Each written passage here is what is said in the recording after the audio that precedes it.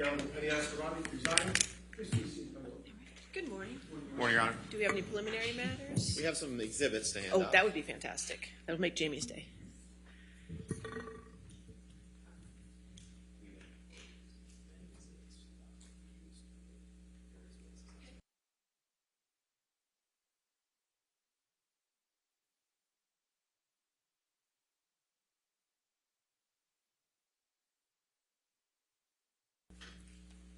All right, we ready for the jury then?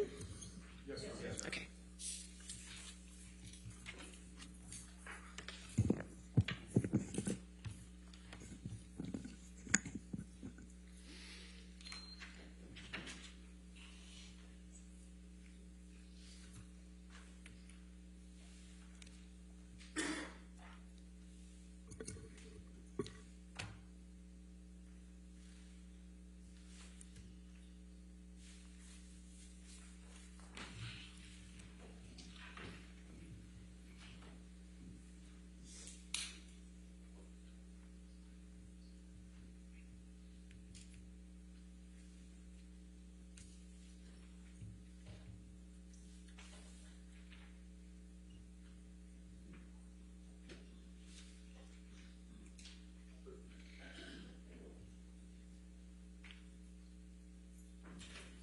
All right. Good morning, ladies and gentlemen. Have a seat. All right, your next witness. Your Honor, Amber calls Dr. Richard Moore. All right, Dr. Moore. Do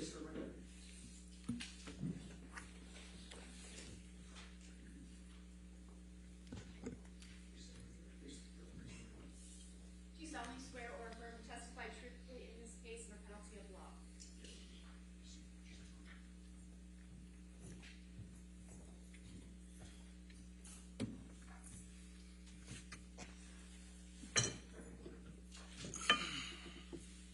All right, yes, sir. Good morning, Dr. Moore. Good morning. Can you please tell the jury your full name? Richard Salter Moore, Jr., Where do you work? Emerge Ortho in Wilmington, North Carolina. And what is your position there? I'm a shareholder physician, orthopedic surgeon, practicing hand, upper extremity, microvascular surgery. For how many years have you been an orthopedic surgeon? So I completed my fellowship in 1997, so for 25 years. And I believe that you mentioned this, but tell the jury what area of orthopedic surgery in which you specialize. So I'm a orthopedic surgeon. I finished medical school, went to a 5-year orthopedic surgery residency. At the completion of my residency, I wanted to specialize in hand surgery. So I did an additional year of training specifically in hand and upper extremity surgery before starting practice in my first year as an attending. Where are you currently licensed? North Carolina. For how long have you been licensed? Since 1991 or 6. I think it was 1996 when I was licensed in North Carolina. Beginning with your undergraduate studies, Dr. Moore, could you please tell the jury a bit about your educational background? I know you mentioned a little bit of it just now. So I attended University of North Carolina at Chapel Hill, graduated in 1987 with a BS in biology. I went on to medical school at UNC and graduated in 1991. I then went to the hospital at the University of Pennsylvania in Philadelphia and did a 5-year orthopedic surgery residency there. And in 1996, I went to Duke University Medical Center and did a year fellowship in hand, upper extremity, and microvascular surgery. And on completion of my fellowship, I was invited to join the faculty, and my role was hand and trauma, and so I went to Los Angeles for about 6 months for a preceptorship in pelvic trauma, and then went back to Duke and practiced as a director of the orthopedic trauma service and a member of the hand, upper extremity, and microvascular reconstruction team until 2000 when I relocated to North Carolina, to Wilmington. And you maintained an active clinical practice since 2000? Yes. And before that when you were at Duke, correct? Yes. Just very briefly, can you tell the jury what is a residency? Residency is largely an apprenticeship. So when you finish medical school, you have a MD medical degree, but you're really can't practice medicine and you take a tract of internal medicine or pediatrics or OBGYN or orthopedics, and then it's a graduated training program anywhere from 3 to 5 or 6 years. And what's a fellowship? And a fellowship is a year beyond training. When I completed my residency, had I chose to, I could have practiced as a general orthopedic surgeon, but I wanted to subspecialize, and therefore that required an additional year of training. And I believe you mentioned this, but your subspecialization was in the hand, is that right? That's correct. Why did you choose to specialize in the hand? Patient population, the types of problems we treat, and the anatomy is really the biggest reason I chose it. I mean, for lack of a better term, it's really pretty beautiful anatomy. And let's talk about that anatomy. There's bones in the hand, right? Correct. And then there's tissue and blood vessels, right? Objection leading. Overruled. I'm sorry, you can go ahead and answer that. Yep, that's correct. And what is the surgery called where you operate on tissues and blood vessels in the hand? Well, that would be hand surgery. I mean, there are different components of it. There's trauma where we do repairs of tendons or blood vessels. There's a microvascular element where we repair injured nerves. In my practice at Duke, I was on the replant team, and so we would do replantations when digits were cut off. We would try to reattach the bones and tendons and nerves and vessels to reattach the digits, and hopefully I'm survive. And have you performed surgeries of that nature? Yes. When you perform surgeries of that nature, what assessment do you make of the cause of those injuries? So cause is a big element. It's an important element to appreciate because it can impact management in a lot of those settings. You know, there's a difference between a laceration caused by a razor blade and a laceration caused by, say, a serrated knife. There's a larger zone of injury. So what we anticipate having to manage is based on how the injury was created.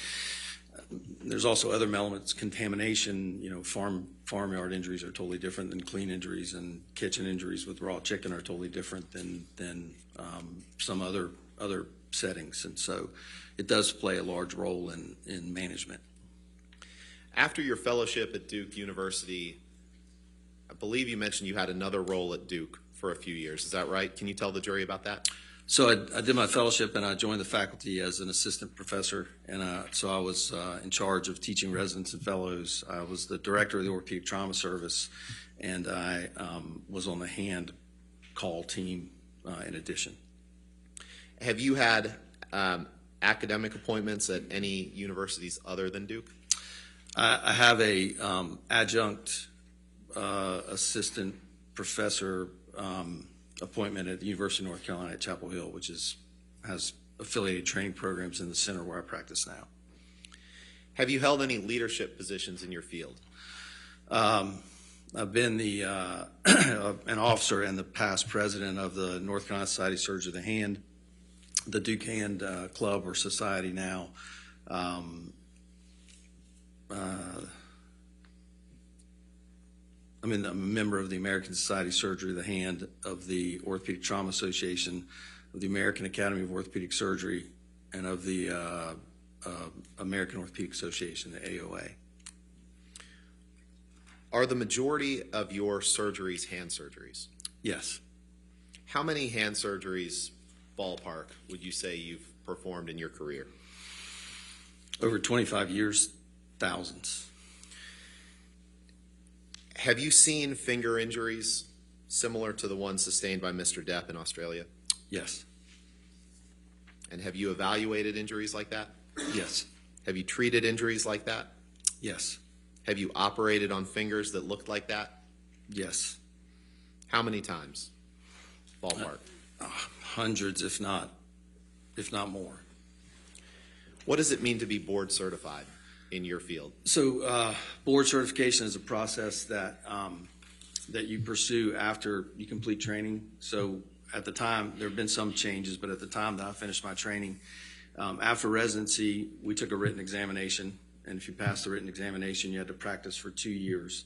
At the end of that 2 years, you submitted a list of cases over 6 months to the board, and they picked 12 cases, and then you gathered up 10 and went to Chicago and had an oral examination based on those cases. And if you passed the oral examination, then you were board certified. And your board certification is in what? Orthopedic surgery. What is a certificate of added qualification? So in the event that you elect to do a fellowship and subspecialize, hand surgery is one of the specialties that you can apply for a certificate of added qualification. And so once I was board certified, I practiced for an additional year or two, had to resubmit a list of cases and take a written examination to become certified in hand surgery. Do you teach other surgeons how to do hand surgery? Occasionally, on occasion, yes. When was the last time you did so? Day before yesterday. Tell the jury about that. I was, over the weekend, I went to Miami to serve as faculty for a course, a bioskills course we call it, on shoulder and wrist surgery. And surgeons come in and we have case presentations and panels, and then they had a cadaver lab, and we were able to allow them to perform the surgery in cadavers to become familiar with the equipment. Have you published in your field? I have. In peer-reviewed literature? Yes. Your Honor, at this time, we'd like to offer Dr. Moore as an expert in the field of orthopedic surgery, and specifically hand surgery and injuries to the hand. All right, any objection? No objection, Your Honor. So moved. Yes, sir. Dr. Moore, now we get to talk about this case. At our request, what have you reviewed?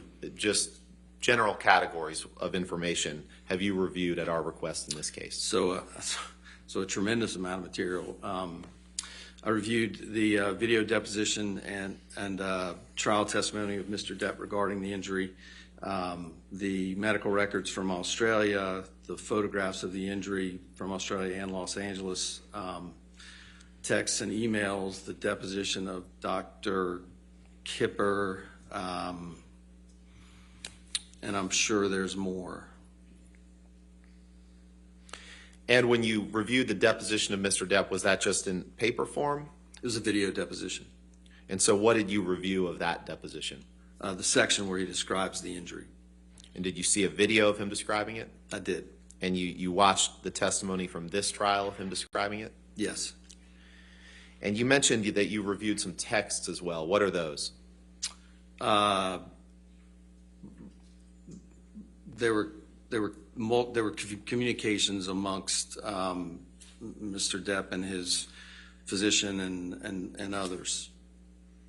And what did you specifically review in those texts relating to the finger injury? Well, with relation to the finger, there was a text where he had stated he cut his finger off.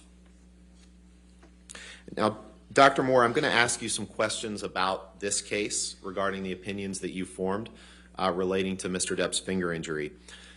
When I ask you those questions, do you agree to answer my questions to a reasonable degree of medical probability? Yes. And do you agree to advise the jury and the court if you are not answering any of them to a reasonable degree of medical probability? Yes. Dr. Moore, based on your analysis, did Mr. Depp's finger injury happen as a result of a vodka bottle being thrown at him? Objection leading. Overruled. I'm sorry. No. And what is the basis for that opinion? Well, the medical data is inconclusive. It's not consistent with what we see in the described injury pattern or in the clinical photographs. And there are several elements. There's the description was of the hand being flat on a bar and the bottle crushing the finger from the top. But looking at the images, there's really no significant injury to the dorsum of the finger, and to create the type of injury with that type of a crush injury, we would anticipate both injury to the fingernail and other parts of the finger. Can I stop you there and just Sure. just break down a few things? you said the hand resting flat on the bar. Can you show the jury what direction the hand was resting based on the documents you've reviewed? I think that the demonstration was with the hand flat, like this, across and maybe even curled over the edge of the bar like this. Which side was facing upward? Which side of the hand? The back of the hand, or we call it the dorsal surface of the hand, was up. Doctor, if you could get closer to the microphone, I'd just appreciate it. sorry. Thank you. Thank you, Your Honor. So you referred to the back of the hand as the dorsal side of the hand, is that right? That's correct. Sort of like the dorsal fin on a shark? Correct. Fair. And what is the other side of the hand called? The palmar surface. Palmar? Okay. So what direction was Mr. Depp's hand resting on the bar? So the dorsal side was up, which with a descripted mechanism of injury or the injury, the bottle would have struck the top of the finger at the fingernail. Okay. And you also mentioned a term that I'd like you to explain to the jury, crush injury, please. So with review of the images and the x-rays, I mean, this was a crush injury. That would generate the findings clinically on x-ray that we saw. The fracture is a we call it comminuted, and the tip of the finger is in multiple splinters, so there are multiple fragments, and typically you see that with a crush type injury. So a comminuted fracture is one where there's multiple fragments of bone? That's correct. And what was the basis, other than what you've read and heard, but from the pictures, what was the basis of your opinion that the hand was resting palmar side down? Well, that was the way the injury was described and demonstrated in the videos, and so in that position where the bottle to strike the finger the way it was described, it would have struck on the nail, and the nail was really not injured, and so that's not consistent with that pattern of injury. Michelle, could I get you to pull up Exhibit DX 369, page 26? Your Honor, this is admitted. Ask for permission to publish. Yes, sir. Thank you, Your Honor. Dr. Moore, is this one of the images that you reviewed? Yes. Tell us, in relation to your expert opinion on the cause of Mr. Depp's injury, tell us what you see in this picture, please. So this is it looks like an avulsion type injury where tissue's actually pulled or pinched away. I think what's important in this picture is that the tissue loss is on the palmar aspect from underneath the finger rather than all transversely in the finger, which you would anticipate if the bottle struck the finger. You would expect more of this level of injury rather than isolated to the palmar aspect. And what do you notice about the condition of the fingernail in this picture? So from this image, the fingernail appears to be intact. You can't necessarily see the entire nail, but there are other images that have a better profile of that. And the nail's not elevated. There's no subungual hematoma beneath it, or there's no bruise underneath it. Anyone that's ever stuck their finger in a drawer or caught it in a car door or hit it with a hammer knows that almost immediately there's typically bleeding underneath the nail, which creates this hematoma. So, not being a doctor, I'm going to try to summarize what you just said. Are you saying that in an injury like this, if something had come from the top, that there would be an immediate impact to the fingernail bed? That's correct. Michelle, could you please pull up Plaintiff's Exhibit 144? Your Honor, this has been admitted as well. All right. Thank you. Dr. Moore, I believe you mentioned just a few minutes ago that there were other pictures that showed more of the nail. Is this one of those pictures? Yes. And explain to the jury, again, and I'm sorry for the graphic nature of this photo, but it's important that the jury understands the basis for your opinion that a bottle couldn't have caused this coming in from above. Yeah, so again, the mechanism described would have almost certainly led to severe nail injury. You know, I see no subungual hematoma. Again, it's a palmar tissue loss, and the loss is from distal to proximal, which is from the tip back far below the nail. And so for it to create that tissue loss down there, there would almost certainly have to be injury dorsally with that described mechanism. So what you're saying is that something coming from the top could not have left the nail intact and yet caused injury from the tip of the finger underneath the nail. Objection leading. Overruled. You can answer. So I believe that with the mechanism described, that if the bottle struck the nail, there would have certainly been an injury to the nail bed, and in order for the soft tissue injury to be created by that mechanism, there would have almost certainly been tissue loss on the top of the finger as well. Does Mr. Depp's description of what happened line up with the undisputed photographic evidence that you've reviewed? No. Now, we mentioned the term crush injury a few minutes ago. I'd like to show you DX360, please. And, Your Honor, this is, we won't publish this at this time. Is this a document that you reviewed in connection with your expert opinion in this case? Yes. And, Michelle, if you can please go to pages, I believe they're 5 and 6. Your Honor, I'd ask for permission to publish these as a demonstrative to the jury. Just page 5 and 6. Sorry, 09 and 10. Page 2 09 pages. and 10. Could you go to 10 also so plaintiff can see it? Okay, any objection to 09? No objection, Your Honor. Okay, 09, 010 can be published. Dr. Moore, what are these pictures of? So these are x-rays of the injured digit. And what do you observe in these x-rays? Explain to the jury what you see. So these are two views. So one in the plane looking through the finger in this direction, one in the plane looking through the finger sideways. And you can see that the tuft or the tip of the finger, the last bone in the finger called the distal phalanx, is shattered. You can see there's multiple little spicules of bone. And there's also a transverse fracture at that level, which runs through the bone. So this is what we would describe as a comminuted fracture, and it's commonly associated with crush injury.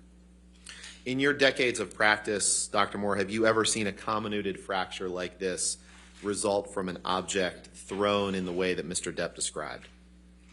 Well, not with the constellation of findings shown on the x-rays. I mean, I think that could create a fracture, but in this setting, it wouldn't create a fracture with without the associated other injuries that we would anticipate. And in your decades of practice, when you see a comminuted fracture like this, what are some things that have typically caused it? So crush mechanisms could be slammed in a drawer, caught between two logs in the fireplace, car door, sliding glass door. Those are all any mechanism that squeezes the finger between two hard opposing surfaces could create this type of injury. In the statements of Mr. Depp that you reviewed, how did he describe what happened to the alleged bottle when it hit the bar? I believe he said it exploded, shattered. If a bottle had exploded near his finger in the way that he alleges, what would you expect to see in the documents that you have reviewed? Well, I think that the physicians did a good job of documenting the presentation, the appearance of the wound. They did not document the presence of any glass shards, and there were no other associated injuries elsewhere on the hand. Okay. And I just want to step back for 1 minute. Michelle, can you pull up the next page of the x-ray here? Thank you. And Dr. Moore, just before we move on from x-rays, I know that this, when it's blown up like this, it's a little bit blurry, but can you point out or describe to the jury where the multiple bone fragments are in the finger? So they're in the very tip.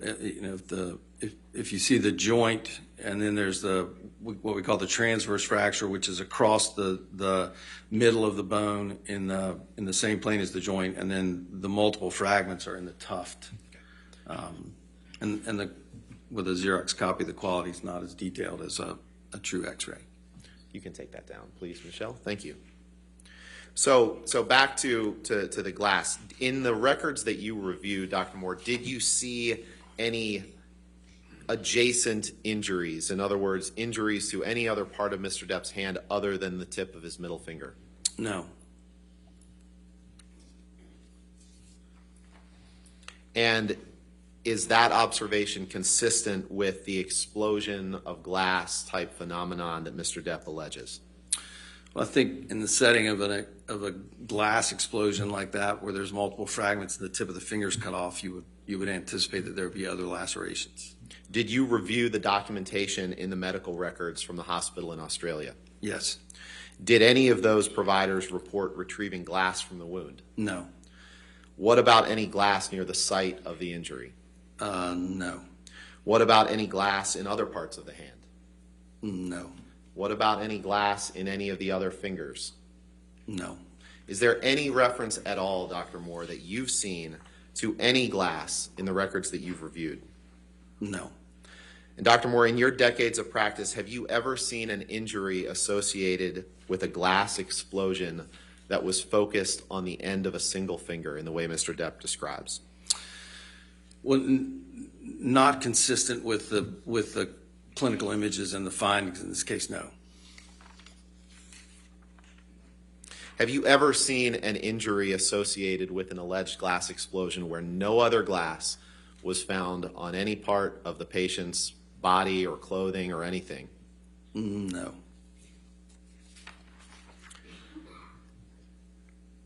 And because there's been talk of a glass explosion, Dr. Moore, there's seems to have been a suggestion that somehow glass may have sliced off the end of Mr. Depp's finger. Is that what's going on here? No, this wound doesn't really appear to be a sharp glass laceration. You referred earlier to an avulsion, which is a term I had never heard before. Your opinion in this case. Explain to the jury what that is, please.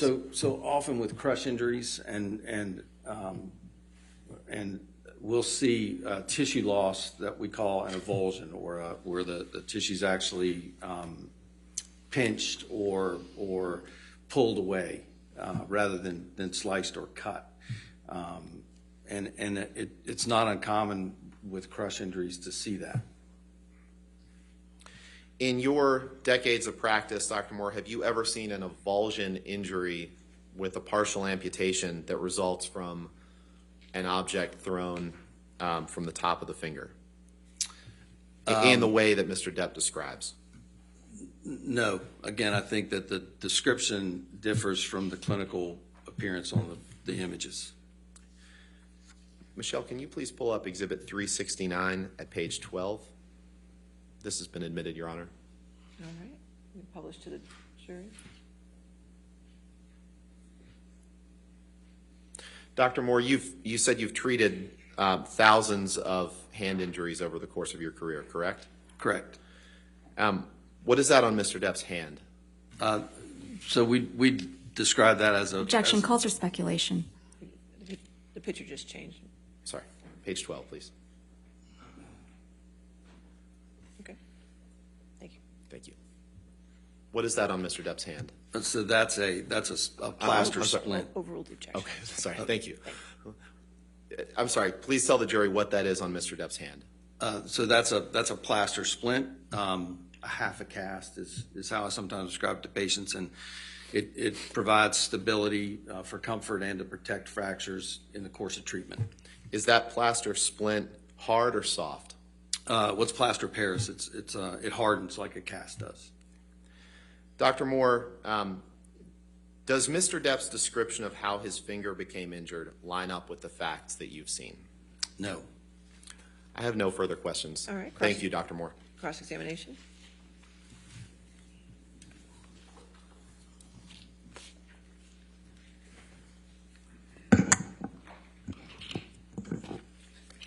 Good morning, Dr. Moore. Good morning. You said you reviewed Mr. Depp's video deposition, is that correct? That's correct. And you said you reviewed Mr. Depp's testimony at this trial, correct? That's correct. And was that also a video of his testimony? Yes. Okay. And you testified that Mr. Depp demonstrated that his hand was flat on a surface, is that correct? That's correct. That's not entirely accurate, is it, though? No, his description was relatively consistent in both, including turning and resting the hand on the edge. Isn't it true, Dr. Moore, that when Mr. Depp did the demonstration in his deposition, he showed that his fingers were hanging over the bar? Well, even hanging over the bar, it still leaves the dorsum of the hand or the nail vulnerable. That's not my question, Dr. Moore. My question is, isn't it true that Mr. Depp said his fingers were not laying flat on a table, they were hanging over the bar? Yes. Okay. And in fact, you knew that when you made that opinion. Isn't that correct? Well, I believe that as I demonstrated sitting here, that I said that he had said they were slightly curled over, I think was the description that I gave. Your description in this courtroom was that it was laying flat, and I think you've done that now twice. But in your deposition, you testified that his fingers were actually hanging over the bar. Isn't that correct? Objection, Your Honor. Misstates the witness's testimony. He clearly indicated they were curled. Or could have been curled. Overruled. So that's a distinction that perhaps I misstated in one of the two descriptions. However, that does not substantially change my opinion of the impact it would have on the mechanism.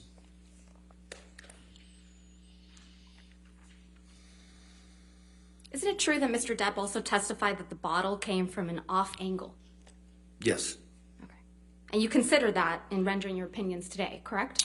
Yes, I believe he stated that it came from between 6 and 10 feet. I think it was I think he demonstrated it was off to his right.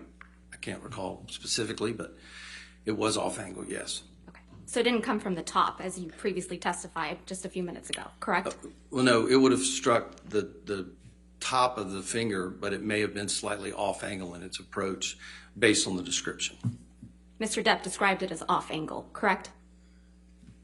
Correct. All right. Dr. Moore, just at the outset, your billing rate for providing deposition testimony is $1,000 per hour? That's correct. All right. And you were deposed in this action for several hours on March 22nd, 2022? That's correct. And your billing rate for providing trial testimony is $5,000 per day? That's correct. You were retained in this case by Ms. Heard's legal team, correct? Correct. And over the last few years, you've provided expert services for one of Ms. Heard's law firms on at least 2 other cases, right? That's correct, yes. Dr. Moore, is it fair to say that you have no personal knowledge as to how Mr. Depp injured his finger in Australia, correct? No, I have no personal knowledge. My impression is based on his description of the injury and the available medical records for review. But you weren't in Australia with Mr. Depp and Ms. Heard, correct? I was not in Australia, no. And so therefore you have no personal knowledge as to how that injury was sustained? Correct. All right. You also never personally examined Mr. Depp's finger, did you? Correct. You didn't examine Mr. Depp's finger at the time it was injured? I did not. And you never provided any medical treatment to Mr. Depp in connection with his finger injury, did you? I did not. Now, you've testified that you identified Mr. Depp's finger injury as a crush injury, correct? Correct. And a crush injury is when a body part is crushed or trapped between 2 opposing firm surfaces, yes? Yes. And a crush injury to a finger can occur when a foreign object hits the finger, right? Yes. And based on the pictures that you reviewed of Mr. Depp's finger injury, you cannot determine what particular object caused the injury to his finger, yes? Well, I can't determine exactly what object did it. I think that I can say with confidence that the described mechanism of the bottle hitting and shattering the finger was not consistent with the appearance of the injury. I understand that. And My I think question is just very specific. You can't determine the object that caused the injury to Mr. Depp's finger. Well, it's a little bit more of a non-specific answer. I mean, again, I can't determine the exact object, but I can determine that it's unlikely that it was sustained in the manner described. A bottle is a foreign object, isn't it? Yes. Okay. So you can't rule out that the injury to Mr. Depp's finger was caused by a vodka bottle, correct? Well, based on the injury pattern, I can say that the described mechanism of injury is inconsistent with medical findings. Right. But because a vodka bottle is a foreign object, you can't rule out that a vodka bottle is what caused Mr. Depp's injury. Well, I can't rule out that a vodka bottle caused the injury, but I can rule out that it was caused in the manner described in his testimony. You can't rule out that the injury was caused by a knife, right? I think it's unlikely that the injury was caused by a knife. But you can't rule it out. Well, if a simple knife laceration wouldn't impart the injury to the distal phalanx to result in the comminuted fracture. Now, a chopping type, but again, that would likely come from a direction that would create a dorsal injury to create the fracture that was developed. Do you remember giving testimony in this case, Dr. Moore? Deposition? Yes. Yes. Okay.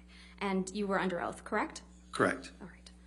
And that was on March 22nd, 2022, yes? Correct. Okay. May I approach, Your Honor? Yes, ma'am. Thank you.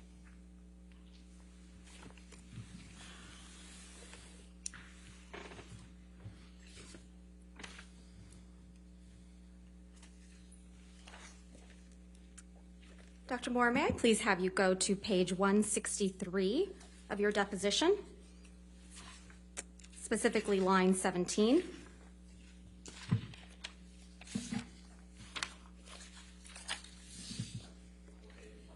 (163).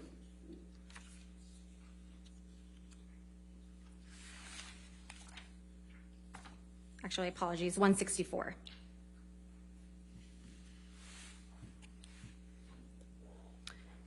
Line 4. Correct. Question, but you can't rule it out completely, right? Answer, I can't rule anything out completely. I can't rule out that he caught it in the door, cut it with a knife, or slammed it in the car door. Or, again, as Dr. Gilmer said, we can't definitively say what caused this injury. Did I read that correctly? You did. Your Honor, I I- would object as to the incomplete impeachment. I think if she's going to read his answer, she also needs to read or give Dr. Moore the chance to read the paragraph below. She just picked out half of his answer. You can redirect. Yeah, I'll as overrule the well as the objection. paragraph above. Dr. Moore, there's no question pending. Thank you, though.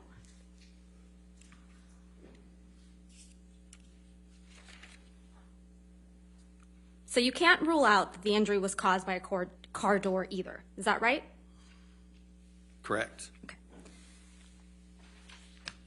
But it's your testimony sitting here today that you can rule out that the injury was caused by a vodka bottle. Is that your testimony? My testimony is that I can rule out the injury as caused by the mechanism described by Mr. Depp in his deposition. But you can't definitively say what caused the injury to Mr. Depp's finger. Well, the definitive injury is a crush injury, but again, I can't say. I mean, I think that it's quite likely that the initial mechanism described at the time of presentation of the accordion doors would classically create this injury pattern. You know, the hand up in front.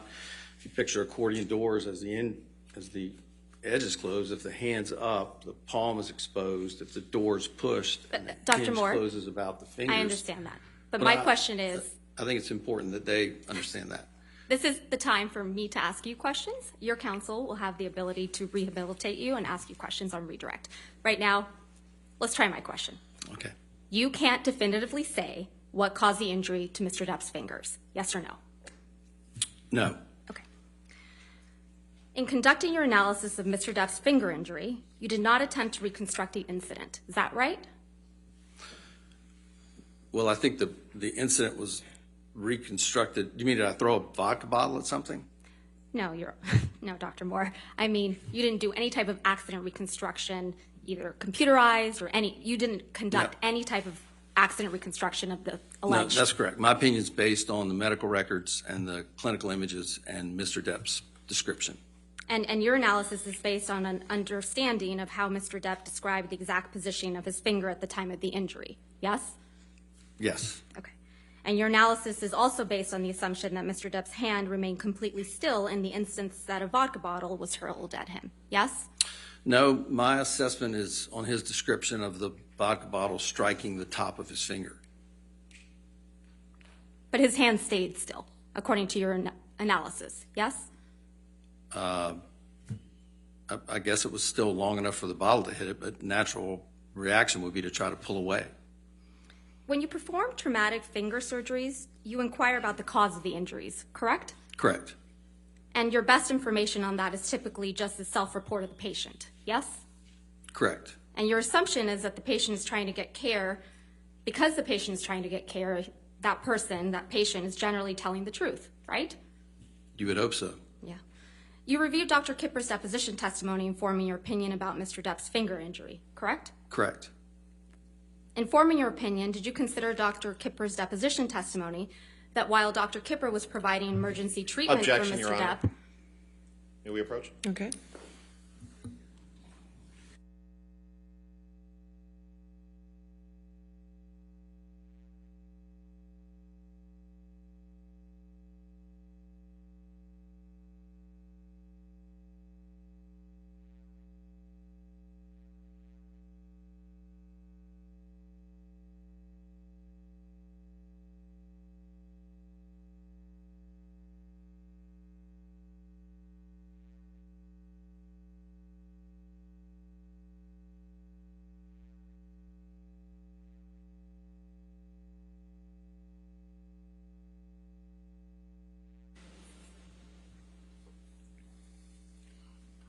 let's start over because it's important the jury hears this.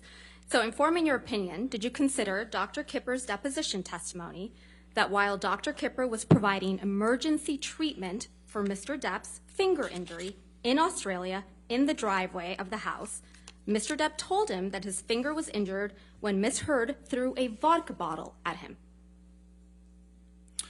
I don't recall that from the deposition. I'd be happy to review it if you have the deposition available. Did you consider Dr. Kipper's testimony that he recalled that Mr. Depp's finger was found in the kitchen? I do recall that. So you must have also seen Dr. Kipper's deposition testimony that he wasn't the one who actually found the finger, correct? That's correct. Dr. Kipper testified that someone he thought was the chef told him he found the finger in the kitchen area, correct? I'm going to assume so without reading the deposition now. Did you review any testimony from Ben King in rendering your opinions today? Not to my knowledge, no. Did you see any of Mr. King's testimony at this trial? I did not.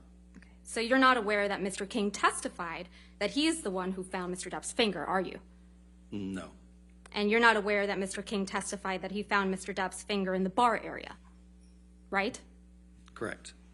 And you're not aware that Mr. King testified he found Mr. Depp's finger in a piece of tissue in the bar area, either? No. And you're not aware that Mr. King testified that multiple broken liquor bottles were also found in the bar area, right? Correct. If we could please pull up Defendant's Exhibit 1817, which is already in evidence.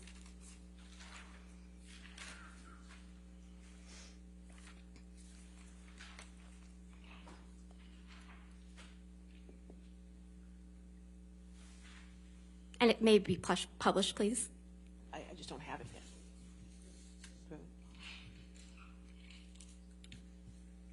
That would help. Yes. I just have a blank screen at the moment. There we go. Oh, sorry, something. Thank There we you. go. Okay. Have you ever seen this picture before, Dr. Moore? No. So you're not aware that this is the bar area where Mr. King testified he found Mr. Depp's finger? No. Okay. Do you see that broken vodka bottle in the back corner near the bottom of the bar? Yes. Okay. Do you see the blood drops on the floor? Yes. Can we please pull up Defendant's Exhibit 1820, which is already in evidence? Have you seen this picture before, Dr. Moore? I have not. So you're not aware that this is also a picture from the bar area where Mr. King testified he found Mr. Depp's finger? Correct. Do you see the bloody tissue on the ground at the bottom of the bar? Yes. Do you see the blood drops around that tissue? Yes. So you didn't consider any of this evidence in rendering your opinion about how Mr. Depp injured his finger in Australia, did you? I did not. Nothing further, Your Honor. Thank All right, you. redirect. Yes, sir.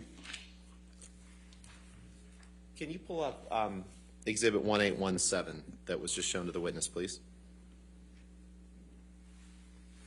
And can you blow up that what Ms. Vasquez referred to as a broken vodka bottle, Michelle, please? Dr. Moore, what, based on your review of the documents in this case, what did you understand to be the size of the bottle of vodka that Mr. Depp alleged cut off his finger? The description was that it was a handle, a half-gallon bottle. And that's bigger than a 750 mil or fifth of liquor, correct? Yes. And what size bottle, if to the extent that's even a bottle, what size does that appear to be to you? Calls for speculation, Your Honor. I'll sustain the objection. Does that appear to be a handle? It is. Objection calls for speculation. I'll sustain the objection. You can take that down. Dr. Moore, Ms. Vasquez just asked you about Dr. Kipper's deposition testimony, and she said, is that where she claims that Mr. Depp allegedly told him that the finger was severed from a vodka bottle. Do you remember that question a few minutes ago? Objection leading. Overruled. I do remember that question. Yes, thank you. Is that consistent, that alleged account, is that consistent with the texts you reviewed between Mr. Depp and Dr. Kipper? No. And what did those texts say? As I recall, Mr. Depp indicated that he had cut his finger off. Now, Ms. Vasquez wouldn't let you finish when you were trying to explain to the jury how Mr. Depp's account of injuring his finger in an accordion door would be perfectly consistent with the photographs you saw. Could you please explain that to the jury? Well, so again, we tend to try to believe patients. We hope that they come in with an honest history initially, and that's a reasonable mechanism for this to have occurred. And again, if you picture your hand up with either a closure of a hinge or a closure of a door, the palmar surface is exposed. If it's caught in that hinge as it closes, it could be slightly off center. It would pinch that tissue away in a similar fashion, but because it's below the level of the nail bed, it could create this injury with the fracture, the tissue loss, and preserve the nail bed. Can you look at page 164 of your deposition, the one that Ms. Vasquez just showed you? Yes. Objection, Your Honor. I'm going to object on hearsay grounds. Your Honor, she only... Oh, overruled. Thank you. Ms. Vasquez asked you a question, and then she read your answer, trying to impeach you, but she only read half of the answer. So I'm going to read the whole answer to the jury, and I'm going to ask you to tell me if I'm reading your answer right, okay? The question is on page 164, line 4, but you can't rule it out completely, right? And you answered, I can't rule anything out completely. I can't rule out that he caught it in the door, cut it with a knife, or slammed it in the car door, or again, as Dr. Gilmore said, we can't definitively say what caused this injury. And then you go on to say, this is where Ms. Vasquez cut you off and didn't let you finish. I don't think that's in the transcript. Objection. I'll sustain that. The rest of your answer that she didn't read to you, Dr. Moore, is the question I can answer is that the mechanism that was described by Mr. Depp and demonstrated by Mr. Depp is inconsistent with the injury pattern that's found on the images and the description. Did I read that right? Yes. And does that remain your opinion today? Yes. Has anything that's been presented to you on cross-examination changed any of the opinions that you hold in this case? No. I have nothing further. Thank you, Dr. Moore. Thank you. All right, Dr. Moore, you're free to go, or you can stay in the courtroom. It's up to you. All right, thank you. All right, your next witness, Your Honor, we'd like to call Dr. David Spiegel. Dr. Spiegel.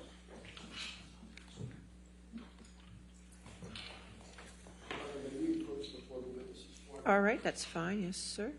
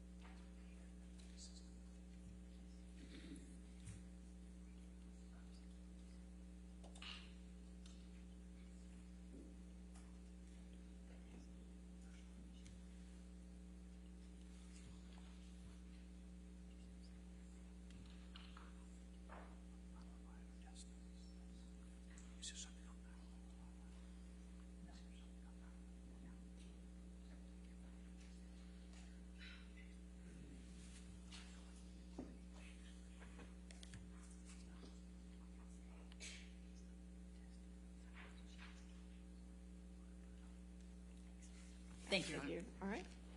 The doctor can be sworn. Do you solemnly swear or affirm to testify truthfully in this case and penalty of law?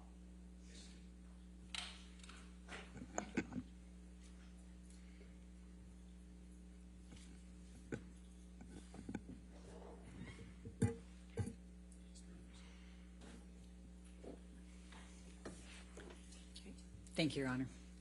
Will you please tell the jury your full name and business address? David R. Spiegel. I'm a physician. I work at 825 Fairfax Avenue in Norfolk, Virginia, as part of the Eastern Virginia Medical School. And what is your occupation? I'm a physician psychiatrist. And where do you work? Do you work at? I work at Eastern Virginia. I'm employed by Eastern Virginia Medical School, but I also work at Norfolk General Hospital, which is the teaching hospital in Norfolk. How many years have you been practicing as a psychiatrist? I entered residency in 1989. I graduated residency in 1993.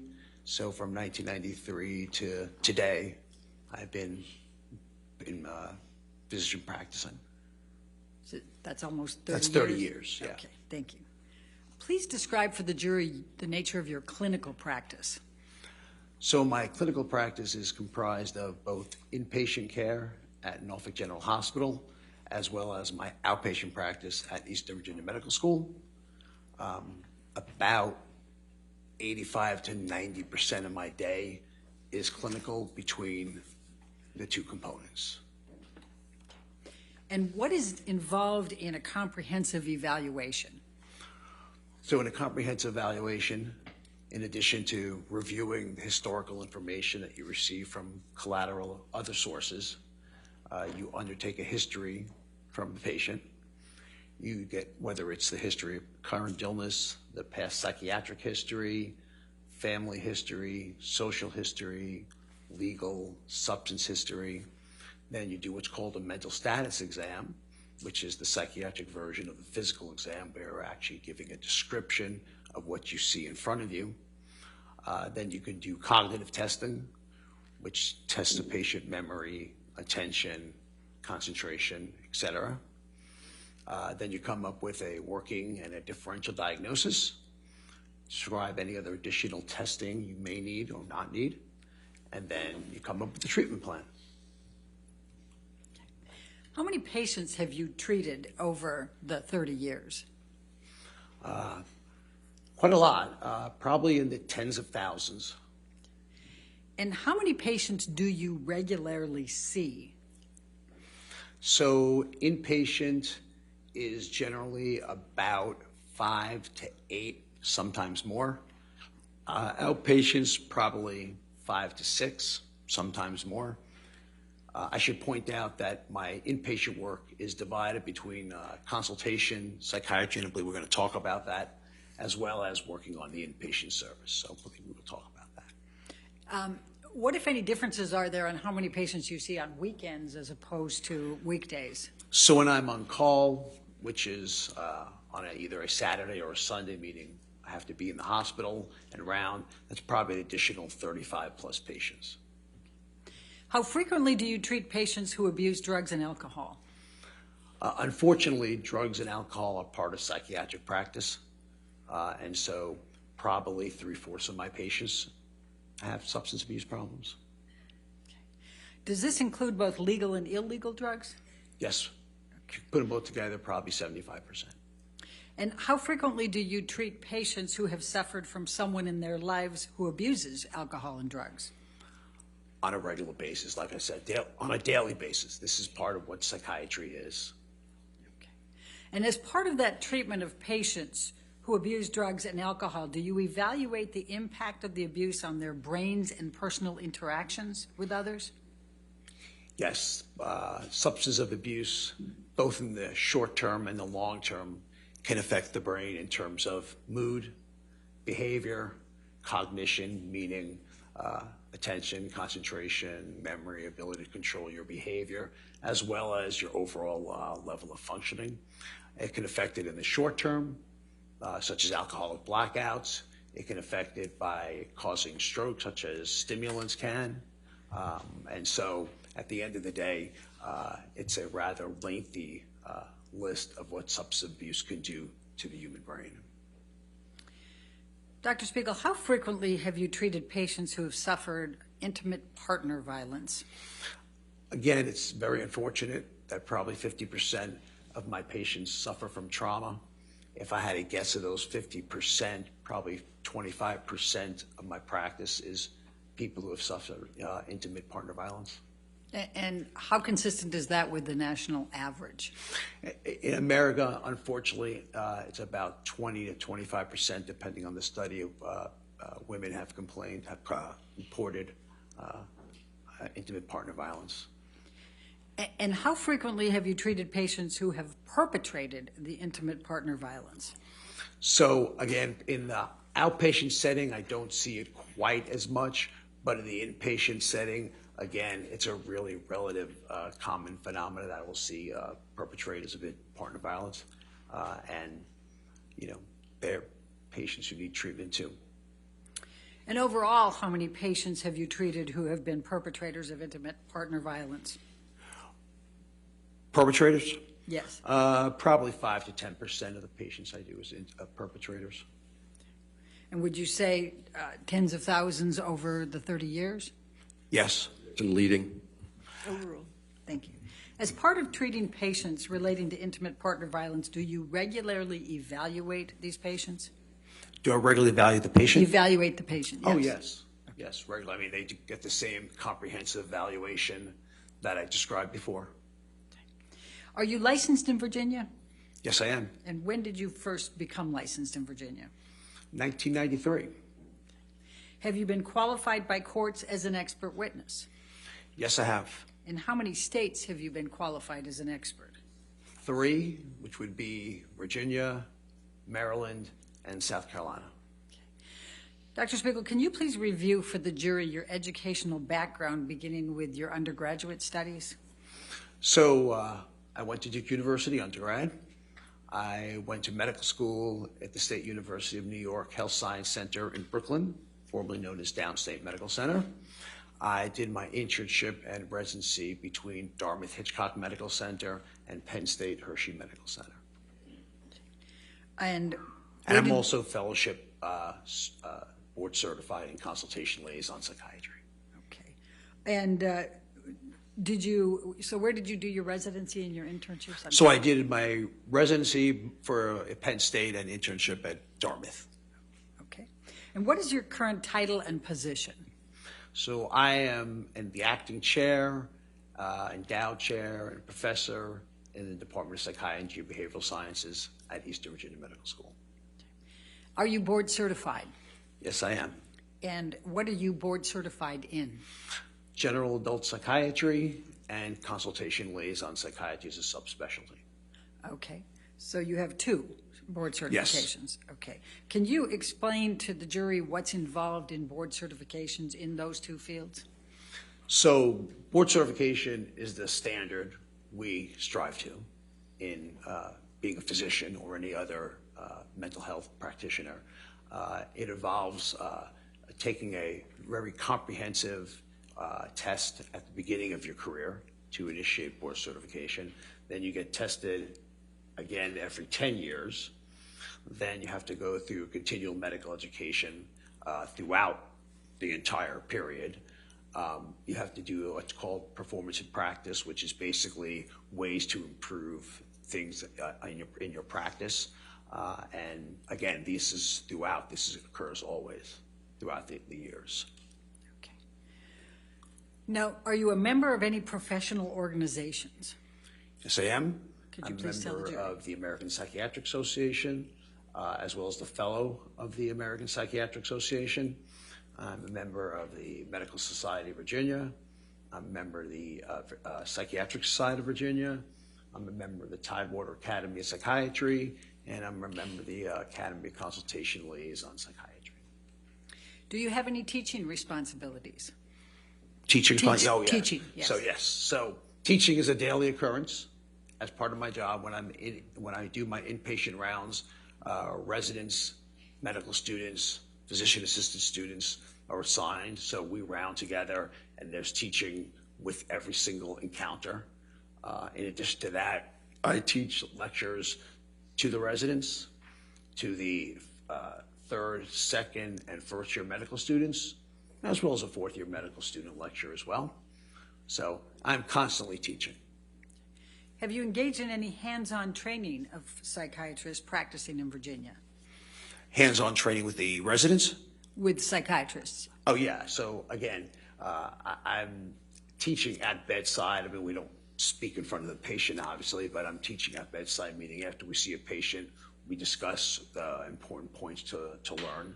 And again, that includes residents at every level. That includes medical students, third, second, and first year physician assistant students. So every day is a teaching explanation session to the students and residents. What is your role at Eastern Virginia Medical School as the acting chair? Please tell the jury what that means.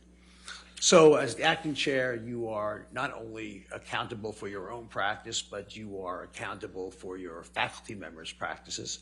So I have to make sure that everyone is treating, seeing, evaluating a certain number of patients. I have responsible for their academic requirements, so in terms of publishing, et cetera. I'm responsible for their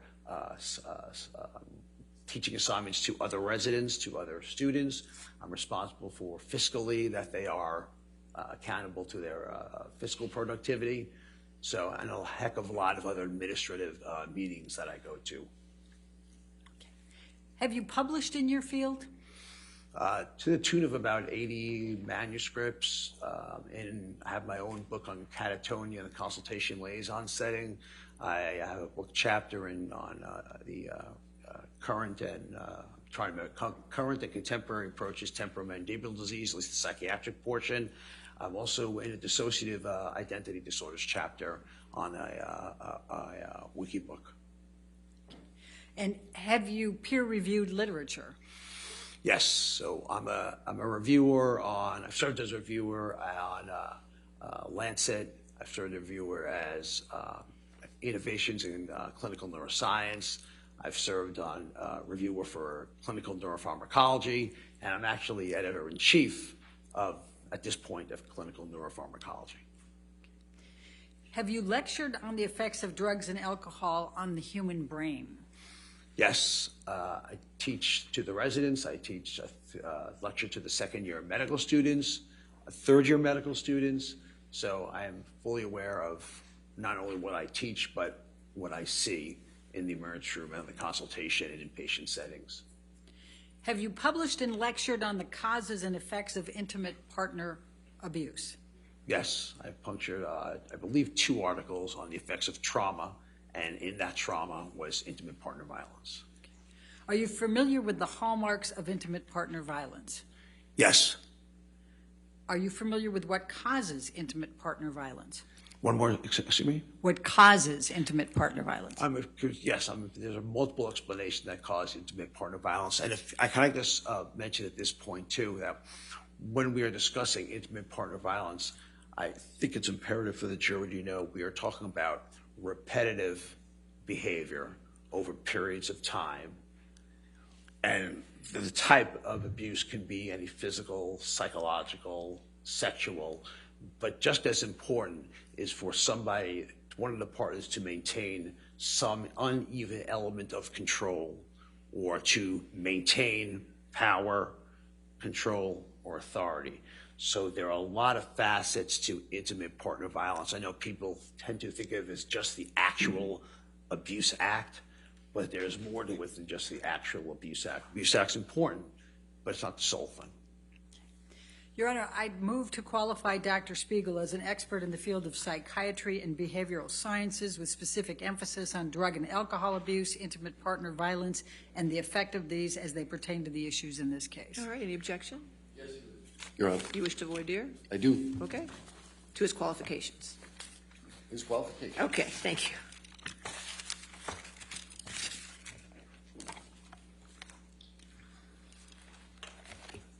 Sir, you talked about 2 board certifications, general adult psychiatry Yes. and liaison consultation psychiatry. Other way around, but consultation liaison. psychiatry. Subtle point. Right. Now, that is not intimate partner violence. That deals with a issue of comorbidity between people who have medical problems and health problems. So you're saying it's subspecialty? Yes. So consultation liaison psychiatry does have that, but you're also treating patients who have medical illness who have comorbid psychiatric illness, or people who have psychiatric illness that have comorbid medical illness. And many of the patients that I see on the trauma service have tried to take their own life. And unfortunately, as part of that, intimate partner violence and trauma in general is part and parcel of that. So it's very, very narrow to say it's just a medical psychiatric interface. It's much more of psychiatric patients who need medical help, medical patients who develop psychiatric problems, but also that interface. So as a subset of your trauma patients, which you say are about 50% of your practice, as a subset of that practice, some people have been involved with intimate partner violence. So as a subset of my overall practice, 50% have suffered from trauma. About half of that number have suffered from, I'm sorry, about 20, so it's about 20% that suffer from intimate partner violence. All right. You've never conducted any empirical research on individuals who experienced intimate partner violence, have you, sir? If your definition is trials, is that what you're saying? Yes. Like pharmaceutical trials, or what are you saying? Is that what you're saying? Because I've done review articles on patients who suffered from trauma. So the answer is, I haven't done any studies like where you give them medication for treatment or try one treatment versus another. I've reviewed the body of literature on intimate partner violence to get 2 review articles, yes. So you've read about it, is what you just testified to. I would have to disagree with you on that, sir. Reading about it and writing a review article are completely 2 different things, sir. All right. You haven't authored any articles specifically on IPV, have you, sir? As a subset of trauma, the answer is yes. In terms of in the name of the title of the article, the answer is no. You've never written any books specifically on IPV? I've never written any books on IPV, although temporomandibular disease, okay, in terms of psychiatric issues, does have a higher frequency in those patients who have suffered from trauma, including intimate partner violence. You've never. And I am part of that book. Okay. Temporal mandibular disease deals with problems with the jaw. Is that a question, sir? What is temporal mandibular? The temporomandibular disease problem with oral issues, yeah, but there are many patients who complain of oral issues where the oral surgeon cannot find a reason for it, and the reason why they can't is because people who have suffered from trauma and intimate partner violence are prone to increased sensitivity of somatic sensations, which can manifest in temporomandibular disease. Thank you, I appreciate that. Nice plug for my book, too, thank you. Didn't hear it, but there we go. So you haven't written any chapters of any books specifically about IPV? Again, I think I've gone over that. I've written 2 articles on that, and I've written parts of chapters. And dissociative identity disorder, I should add, where I did write a chapter on, is completely based on trauma and intimate partner violence. Right. I'm not asking you about trauma because you want to talk about trauma. I'm asking you about IPV specifically. I will reiterate again, you cannot separate intimate partner violence and say that is a separate rubric aside from trauma. Trauma is overall, intimate partner violence is part of trauma, and the answer to the question is any individual who suffers from a dissociative disorder, which I am the author of a chapter of, suffers from trauma, whether it be at the hands in childhood or it be at the hands of an intimate partner. Right, but you've already testified that half your practice is trauma and a subset of that practice is IPV, correct? Which is, actually, I treat the national average of patients. About 20% of patients suffer from it, and that's about my practice number. Except you're discounting the fact that half your practice is not trauma at all. So 10% of your practice is IPV? I don't know if the numbers add up exactly like that. I'm just using but yours. I don't know if I'm doing, I don't know if those numbers add up like that, because I'm not sure if that's the case. If you say 25%, then maybe 12.5% of my practice. That's being rather specific. So again, a significant number of my patients have suffered from intimate partner violence. I see it on a daily basis, and I'm not sure exactly why I'm getting asked the same question again. Thank you, sir. You listed 60 references to articles. I guess you said 80 now, and publications. And I said around, sorry, I said around 80. I said around 80. 60, 80, whatever it is, right? No, 60 and 80 is not, if you go to the PubMed, actually, why don't you go to PubMed right now and Google, not Google, put PubMed Spiegel DR, and you'll find that number is 72 with 2 waiting to be impressed. 1 submitted, so that'd be 75. So it's around 80. So again, what's on my CV is not necessarily the most updated version, because I still publish since the CV's been given to you, sir. Right. And not one of the 72, 80 articles has IPV in the title, right? Correct. Not one of them has IPV. It does have trauma, but not IPV. Right. And you've never presented on the topic of IPV specifically? As a function of trauma and as a function of somatic illness, again, I would say to you that it's part and parcel of these illnesses. So the answer is yes, I have. Okay. All right. The answer is yes, I have. And IPV doesn't appear in your CV at all?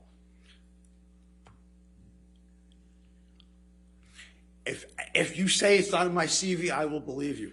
Okay. There's a lot of things that are not in my CV that I do. So. And you're not associated with any professional literature on IPV?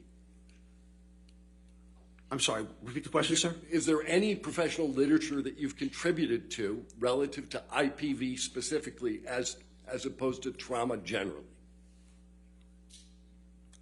The answer to the question again, sir, is that you cannot separate this artificial separation you are trying to do between trauma and intimate partner violence.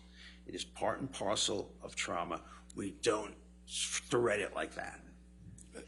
Your Honor, plaintiff would accept this witness as an expert on general psychiatry, and with respect to the drug usage issues that Ms. Bredehoff referenced, but not with respect to IPV. All right, over objection, he's entered as an expert as stated on the record. All right, you may continue. Thank you. Very much, Your Honor. Dr. Spiegel, at our request, what have you reviewed in this case? And just go ahead and give me more So general. it's a lengthy review, but court filings, psychological testing that was done on Ms. Heard by both Dr. Hughes and Dr. Curry, other physicians' medical records, other physician note, Dr. Kipper, counselors and therapists that both parties and psychiatrists that they went to, text messages, depositions, snippets of the UK trial, and I'm sure pictures of physical injuries, so I've seen a lot.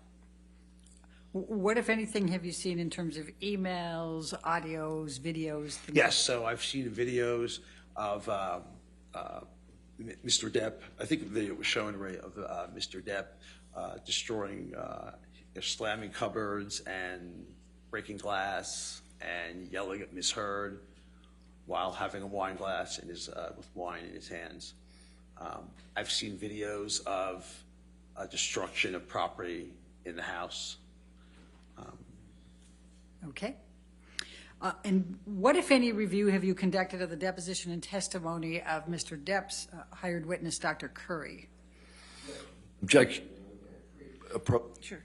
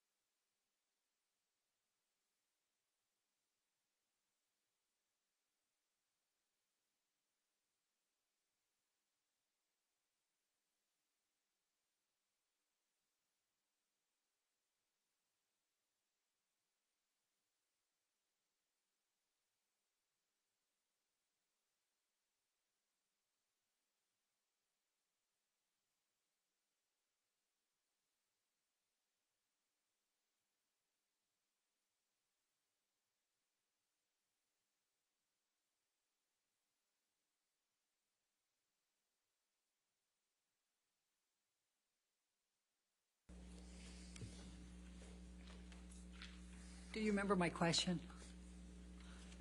Did you review the I reviewed deposition and testimony of Dr. Curry? Dr. Curry. Yes, I reviewed Dr. Yes, I'm sorry. And- Yes, so I reviewed testimony of Dr. Curry. I reviewed Dr. Curry's reports. I reviewed Dr. Curry's testimony. Okay, and what if, did you review the deposition and trial testimony of Dr. Hughes? Yes. Objection, Your Honor, beyond the scope of the disclosure. I'll allow that. Thank you, Your Honor. Overruled. Did you interview Mr. Depp? No, I did not. Did you But- request to I interview? requested to interview Mr. Depp twice, and both times Mr. Depp and his lawyers refused. Dr. Spiegel, I'm going to ask you some questions in this case respecting your opinions and the opinions you have formed and the bases for them.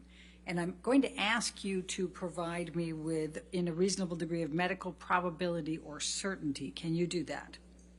Yes. Okay. On what were you requested to analyze and opine in this case? So it's fourfold. One, I was asked to opine about the risk factors that are associated with intimate partner violence and behaviors that are shown, risk factors that are shown in intimate partner violence to be consistent with behaviors that Mr. Depp has demonstrated. Two, I've been asked to opine about the acute effects on alcohol and substance use, and I mentioned that including mood, behavior, cognition, functional impairment. Three, talking about the psychological profile, if you would, of, is there a question? I'm sorry. Oh. No. Okay. Of psychological and medical sequelae of patients who have suffered intimate partner violence and perpetrated intimate partner violence, and whether or not Mr. Depp's behavior is consistent with that. And lastly, about alcohol and other substance use disorders, their diagnostic criteria, their medical and psychological effects, psychiatric effects, their cognitive effects, and their functional effects. And I think I would like to just go with the jury one other thing. When we talk about, when psychiatry talks about substance use disorders, it's imperative to understand we're not talking about someone who rarely uses and happens to have a bad night. We're not talking about someone who uses on a weekly basis and has a bad night. We're talking about repetitive patterns of behavior that meet a list of 11 criteria that can be deemed mild, moderate, or severe. Because I think people get confused when they hear the word substance abuse, that they think of, oh, I may have used this because I used it twice. There is a whole criteria of behavior and sequelae and consequences that go with a substance use disorder. I'm not just talking about someone who will occasionally smoke a joint or smokes a joint or snorts occasionally coke, okay, or has alcohol on weekends. So I really need to reiterate that, because I think when you look at psychiatric behavior, we tend to look, people look online and say, my gosh, I have all 7 of these, right? And they're reading it not quite the way the psychiatric literature is supposed to go. So please, when I'm talking about this, I need you to understand, one, that that's what's going on. As I told you about intimate partner violence, it's horrible that anyone would strike anyone, okay? But again, we're talking about repetitive behaviors for means of control, right? So that's real important to understand when you're moving forward. And I may say occasionally substance abuse, but what I'm referring to is substance Objection use beyond the scope of the question. I don't. Sustained. Next question. Okay. Dr. Spiegel, could you please just summarize for the jury the conclusions you came to with your opinions, and then we'll take you through the specifics. So in my opinion, based on a review of the evidence, based on my clinical experience, based on my publishing experience, based on my teaching experience, that Mr. Depp has behaviors that are consistent with both someone who has a substance use disorder as well as consistent behaviors for someone who is a perpetrator of intimate partner violence. Thank you. I'm going to start with the impact of drug and alcohol abuse over time. First of all, based upon your review of the record evidence, what type of drugs has Mr. Depp used? So Mr. Depp, and I'm talking about use, we're talking about a substance use disorder here. We're not just talking about use, okay? So we are talking about alcohol, We are talking about amphetamines. We are talking about marijuana. We are talking about cocaine. We are talking about LSD. We are talking about ecstasy. We are talking about opiates. We are talking about prescription benzodiazepines. And we'll get into a separate thing about the abusability of Seroquel and or gabapentin and Oranton. And we are talking about, much of the time, concurrent use, meaning simultaneously. In your practice, do some patients suggest to you that drugs and alcohol actually help them? So I think it's patients who lack insight or are in the very early stages of recognizing they have a quote-unquote problem will sometimes actually say that they have this medication actually calms me down, this medication makes me feel better. And in actuality, they may not acutely feel anything, but chronic and continual use will take its toll on the brain. So the answer is yes, but again, people who have substance use disorders have lack of insight and a lack of judgment about what's going on. They're very poor moderators of their own behavior. Has Mr. Depp suggested, based on your review of the record evidence, that alcohol and drugs actually help him? In a review of the evidence, he has suggested that alcohol, Xanax, I'm in the list of medications, do help. Although I will also tell you on review of the evidence that there were at least 2 times I can remember that Mr. Depp was referring to at least short-lived periods of sobriety, and I cannot exactly tell you what that included, that both times he said that he functioned better and that he recognized that alcohol and drugs was at the root of his problems.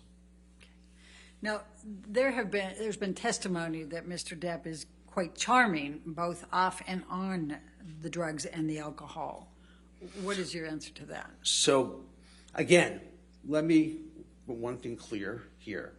I am not here to impeach Mr. Depp's acting skills or his persona. He has way greater skills than I do in that. What I'm here to say is talk about how drugs and alcohol affect what we all have in common. We're all human beings. We can all only get so much, take so much when something is going to happen. And that's what I see every day in the emergency room, on the consult service, on inpatient psychiatry. Bad things happen, not because of anything special, except we're all human beings and our brains, substance abuse, are not titrated, they're not regulated by the FDA. We don't know what we're getting, we don't know how much we're getting. There is no control over what makes it to our brain. So it is not the actor, it is not the persona, okay? It is a person just like the rest of us who are human beings who will have these effects, and that's what we all share in common. Everyone in this courtroom shares that in common. When Mr. Depp was in his relationship with Amber Heard, was he a polysubstance abuser? Was he in what substance abuse? Polysubstance Yes. abuser? So Can you explain to the leading jury your- what that is? Overruled. I'm sorry. Okay. Go ahead. Okay, so polysubstance abuse is the use of 3 or more substances. And I answer, like I said, concurrently, he was. Even while I was getting ready for rehab on the island, he was. So, yes, he did engage in that. Did Mr. Depp's drug and alcohol abuse affect him cognitively? Yes. So, if nothing else to look at, Dr. Blaustein, psychiatrist at Valley, Mr. Depp, did a mini mental state exam on him. And as part of that mini mental state examination, you're asked to remember 3 words and then come back 5 minutes later and repeat those 3 words. And in the meanwhile, you're getting other types of testing for attention and concentration and visual, spatial, and language. So other things that are being tested too. Mr. Depp was unable to recall any of them, and that is very unusual for a 50-ish year old male. I don't remember how old he was when he took that. Generally speaking,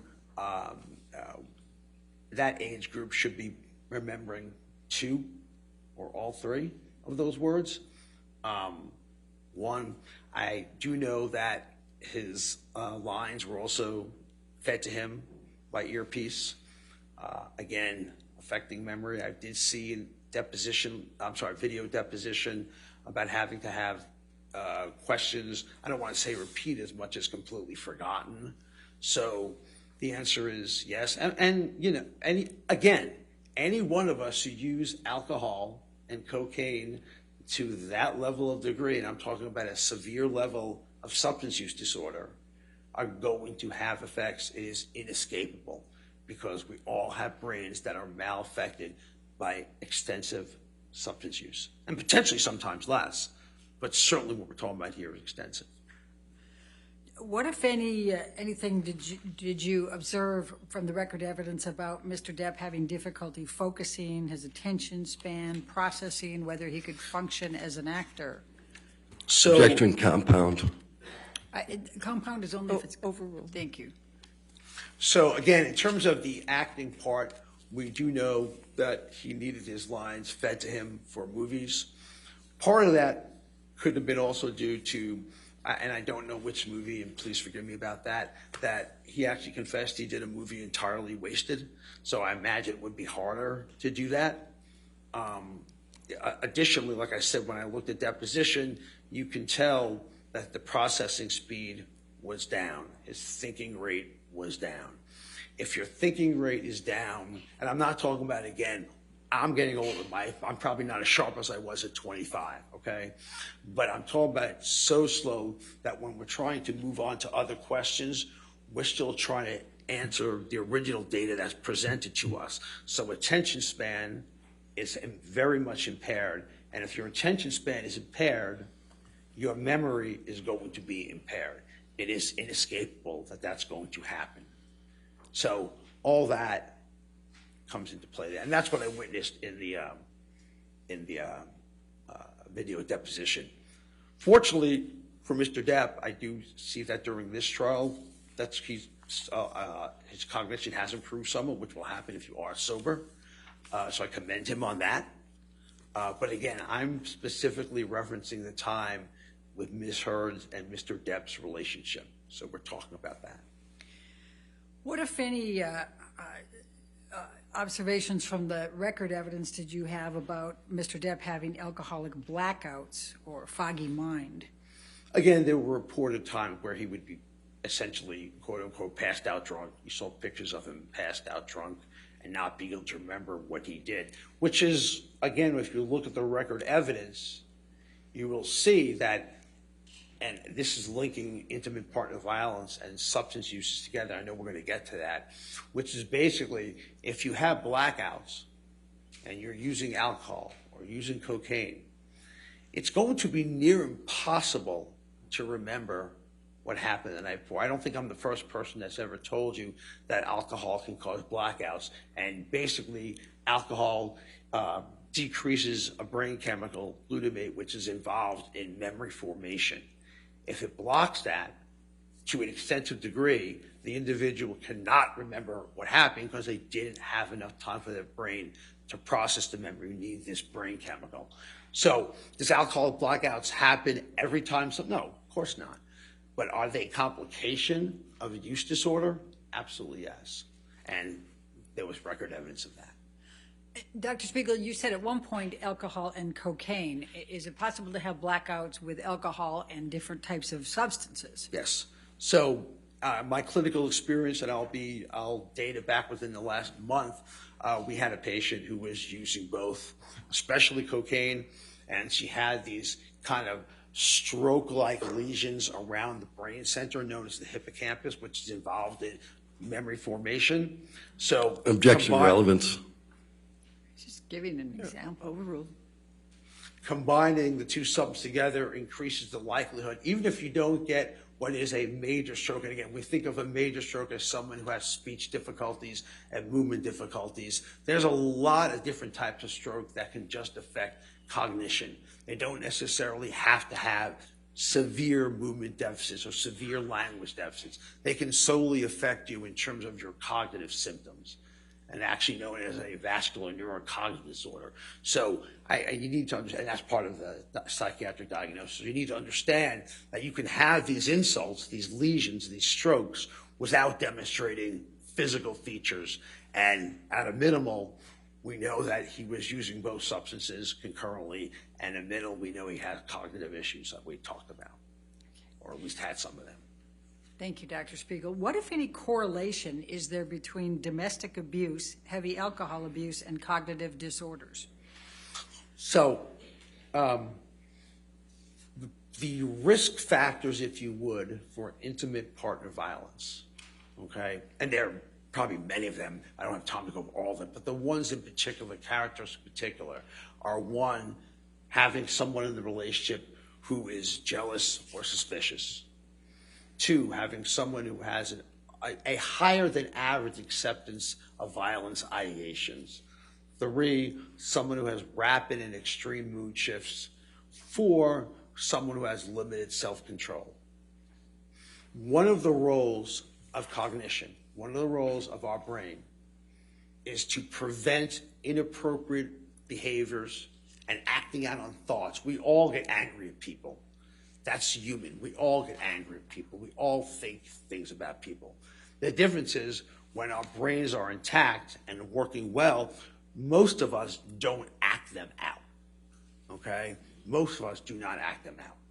So that's because your frontal lobe and other parts of the brain are involved in making sure these negative thoughts don't get acted on, okay? So when you have the effects of alcohol acutely, it causes disinhibition, which means you are, by definition, losing control and having rapid mood swings. Two, you are affecting parts of the brain that are involved in what we call social processing cues. So you no longer can interpret what's in front of you that is, I would say, right or wrong, or what I should act on and what I shouldn't act on. So we act on them, even though sober, and I've seen it with Mr. Depp's record evidence. I've seen it clinically. Sober, we can contain that. We can contain that.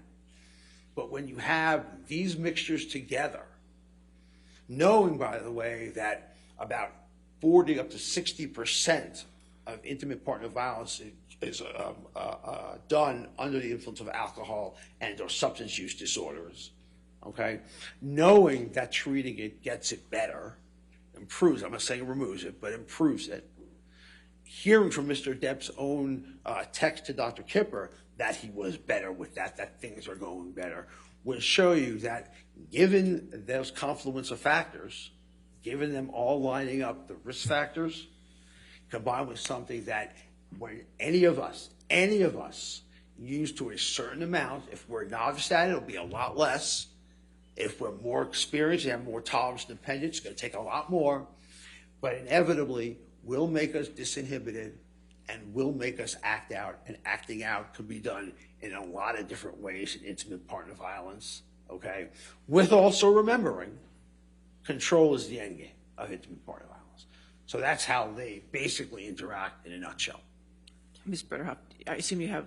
I have quite a bit more. Let's go ahead and take our morning recess. Ladies and gentlemen, just do not discuss the case and don't do any outside research. We'll be back with you Oh, I'm sorry. in 15 minutes. We're just, Sorry, I talked we're just too taking a much. break. No, we're just taking a break.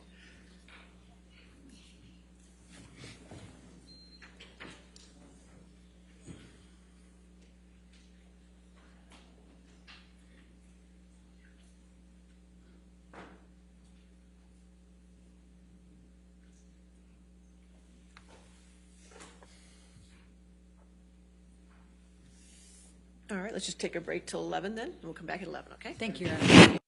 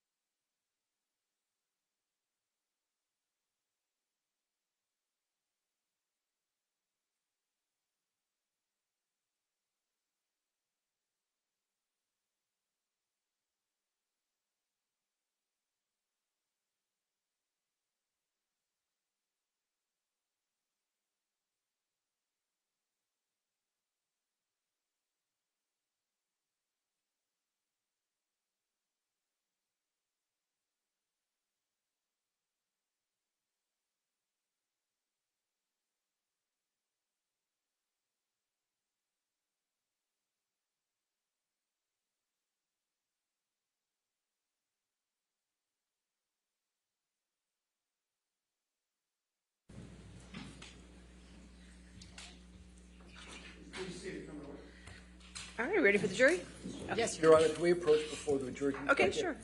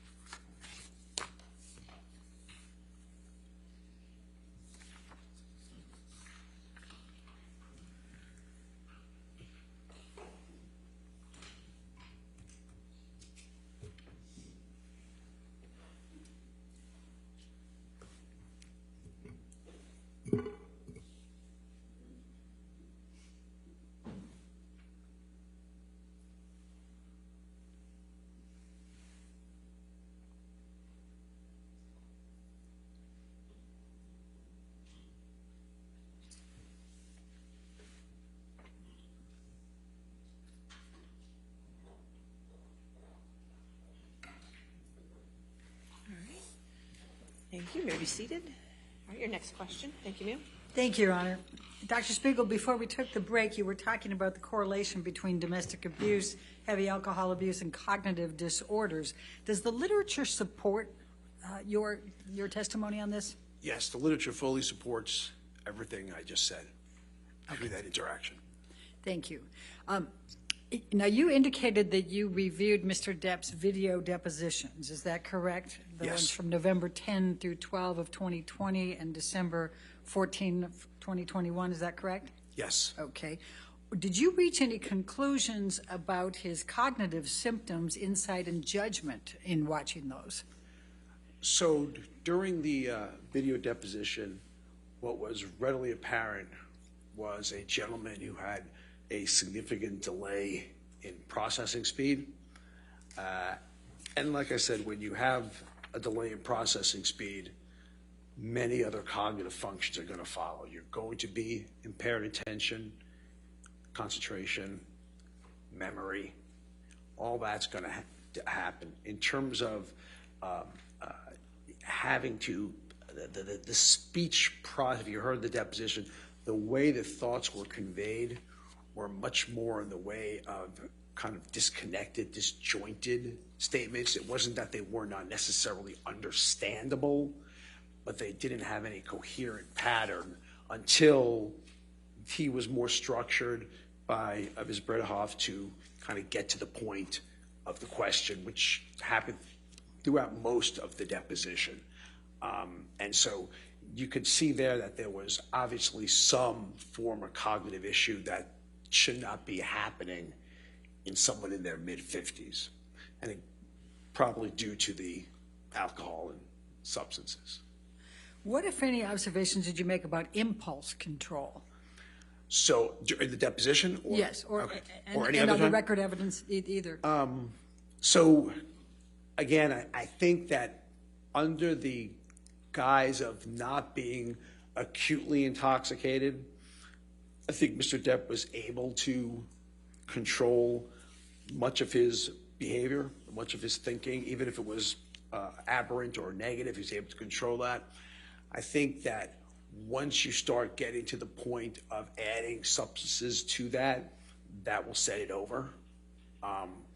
If you saw the video, I think you all did, about the in the kitchen where there was smashing of glasses, slamming of cupboards, and yelling at Ms. Heard that you don't exist. And throughout the deposition of Dr. Kipper, Mr. Depp is firing him and rehiring him and yelling and screaming. And I do believe that a lot of it had to do with the interaction of, hey, we're trying to help you get sober, okay? And it is obviously something you are resisting, not ready for, not wanting. And so you saw a lot of yelling, a lot of acting out, if you would, which puts you on the state of, hey, this is a gentleman who has really significant trouble with delaying gratification, okay, delaying reward.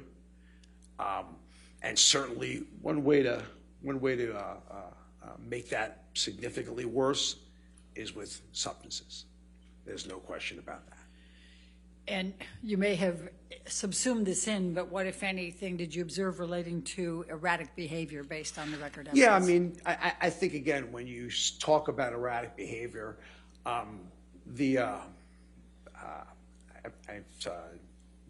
Dr. Kipper's deposition, I believe it was, where, and I think I made particular note of this only because I'm a psychiatrist myself.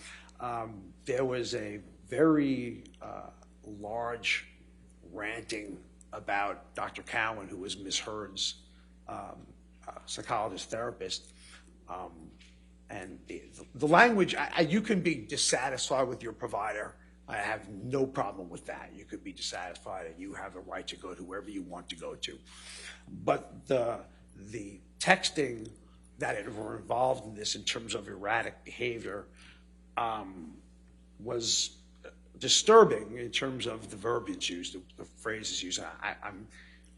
Am I free to use some of the language, or should I reserve that, Your Honor? Go ahead. I can? Believe me, the jury's been hearing it. Okay, all right, I want to make sure. Okay. So it's something along the line that Dr. Kipper is an effing charlatan. He ought to... Objection, hearsay. He's entitled to rely on it and he's to give his examples. He can talk about what he developed from the hearsay, but not repeat it himself. He's entitled to give examples of it. I'll sustain the objection. Without giving the exact words that you recall. Oh, without giving the exact words? Yeah. Okay. So, I mean, without giving the exact words, it was basically vulgar language directed towards Dr. Cowan throughout multiple texts, multiple things that Dr. Cowan were doing in therapy. It was, like I said, it was without relaying the exact thing. I'm trying to be as accurate as I can. And I think at the end of it, I think he was also talking about that Dr. Cowan was filling Amber with positive thoughts, a therapeutic. Objection, hearsay. I think he's keeping it more general, and he's entitled to rely on. Thank you. So more along the line of giving Amber psychiatric jargon to put on him. And actually, what I read and interpreted what Dr. Cowan's was getting blasted for was he was kind of teaching Amber how to misheard, how to use conflict resolution in a more appropriate manner and learning to express things more rationally rather than express things as irrational as they have been expressed. And for that, there were a lot of negativity being sworn at. So again, erratic behavior in terms of writing a text, but I have no problem with people being angry, okay, none whatsoever. It's just the expressing of it and the continual ranting of it was very uncomfortable for me to read. But regardless, I think we have seen in terms of erratic behavior, much of the psychological and the physical maltreatment we talked about. Objection beyond the scope of the question. I don't agree. I'll sustain next question. Okay. Mr. Depp is 58 years old. Are the behaviors that you have been describing for the jury, are those typical and age-related? No, so while I don't consider 58 years old, I'm 59, okay? I will tell you that the age-related changes that occur in humans are very erratic, hit and miss, meaning they'll occasionally be there. You may need a little bit more time to answer a question or pull things out of memory. You're just a little bit slow and a lot more inconsistently slow. You wouldn't describe what Dr. Blaustein's changes were or what I saw in the deposition attributed to age. Dr. Spiegel, what is Seroquel? Seroquel or quetiapine is actually an atypical antipsychotic, which is indicated for many things, including schizophrenia, bipolar disorder, adjunctive treatment for major depression. So it's indicated for a lot of things. But what effects may it have? I mean, this is one of the drugs that Mr. Depp was taking, Yes. correct? It was a prescribed drug? Yes. Okay. So- yeah, please So explain. the effect of Seroquel is it's very often used as a sleeping agent because it doesn't have a lot of the side effects that are associated with conventional antipsychotics, movement disorders, tonic dyskinesia, et cetera, or at least it's a very low risk of that. So people have used it off-label, physicians have used it off-label to help them sleep. The problem is the effect is very barbiturate-like, and it really knocks people out, or certainly if you use it at high enough doses it can, okay? And the problem is it also has street value. So it's absolutely used on the street for that downer-like effect, and obviously it's a little bit more readily available because it's prescribed. So it does have that street value portion of it. And Dr. Spiegel, what effect would this have on Mr. Depp based on the dosages he was taking? So I think what you're looking at is Objection, speculation. Overruled. Please continue. what you will see in patients who have substance use disorders are people who unfortunately kind of wake up and fall asleep only through pharmacological assistance, meaning that their own circadian rhythms are no longer in control of that behavior. So you will take stimulants to quote unquote get you up in the morning, and then you will take things like quetiapine, Seroquel to knock you out. So basically what these are being used for is I'm going to get up and I'm going to get knocked out. And that's very characteristic of what would be actually legal prescribed substances. That's not illegal at all. That's very legal. And that's the seemingly what these medicines effect are on patients who have substance use disorder. Dr. Spiegel, what is Neurontin? So Neurontin is actually an anti-seizure medicine, which I think it's indicated for seizures, and it might be indicated for one chronic pain condition, although I can't swear that to you. That said, again, in a substance use disorder population, it has significant street value, and people who misuse opiates often supplement that with Neurontin because it has this anti-pain calming effect. So unfortunately, it also can cause respiratory suppression, and so when you use it with opiates, there are people that are unlucky enough to succumb to respiratory suppression as a result, but it has a very additive, calming effect that people use it for. And what effect would this have on Mr. Depp in the dosages he was taking? Again, I was still waiting for an objection. Okay, again, what it would do is have the street value of using it with the opiates. The advantage is you're using it with opiates, and it's because opiates in general, despite everything else it does, are calming. And you use it with it, it offers further calming, which is why doctors have been warned not to prescribe medications like gabapentin and opiates together unless under significant, strict following, because it can cause serious problems, such as death, respiratory suppression. And Mr. Depp was also taking Adderall, correct? Yes. Can you please describe to the jury what that impact would have, and particularly in connection with the dosages? So Adderall is a psychostimulant, which is prescribed relatively regularly for ADHD. The problem comes again when you shouldn't be prescribing or receiving Adderall when you're already misusing cocaine. Okay, you're now doubling your stimulant dosage here. And basically, what you are talking about, again, it comes down to in the substance use disorder population, you are using it to stay awake, have energy, keep yourself going, getting high, getting energetic, and then the only way to kind of combat that, because you have this effect, is to kind of take downers during the day, and downers being anything that's calming. So anywhere from opiates, prescription, anywhere from Neurontin, anywhere from Seroquel, all medications that are not potentially, which are abusable. And so that's what this is going on. That's what the substance use disorder patient has, and it can't be given with someone using cocaine, because that's an extreme risk for death. You can't be given together. And what, if any, effect would these drugs have if they were mixed with MDMA or cocaine?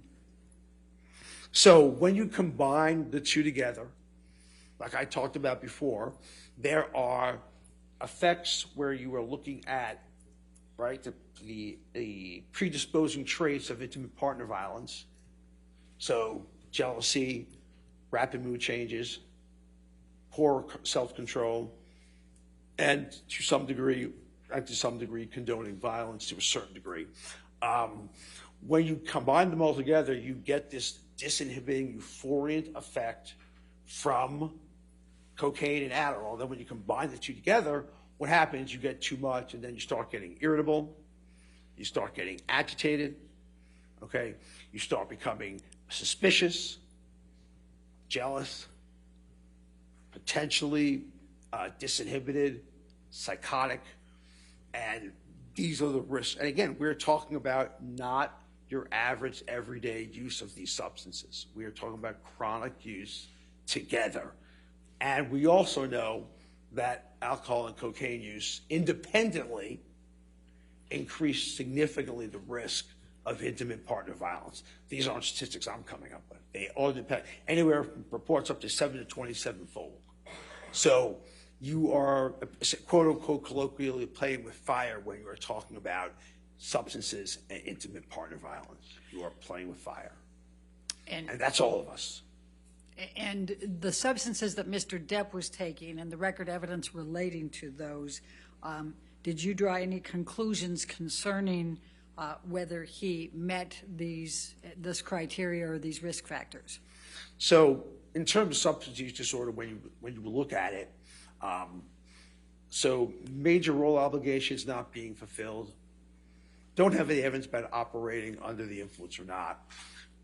Social issues, especially disagreements and arguments with your spouse or family.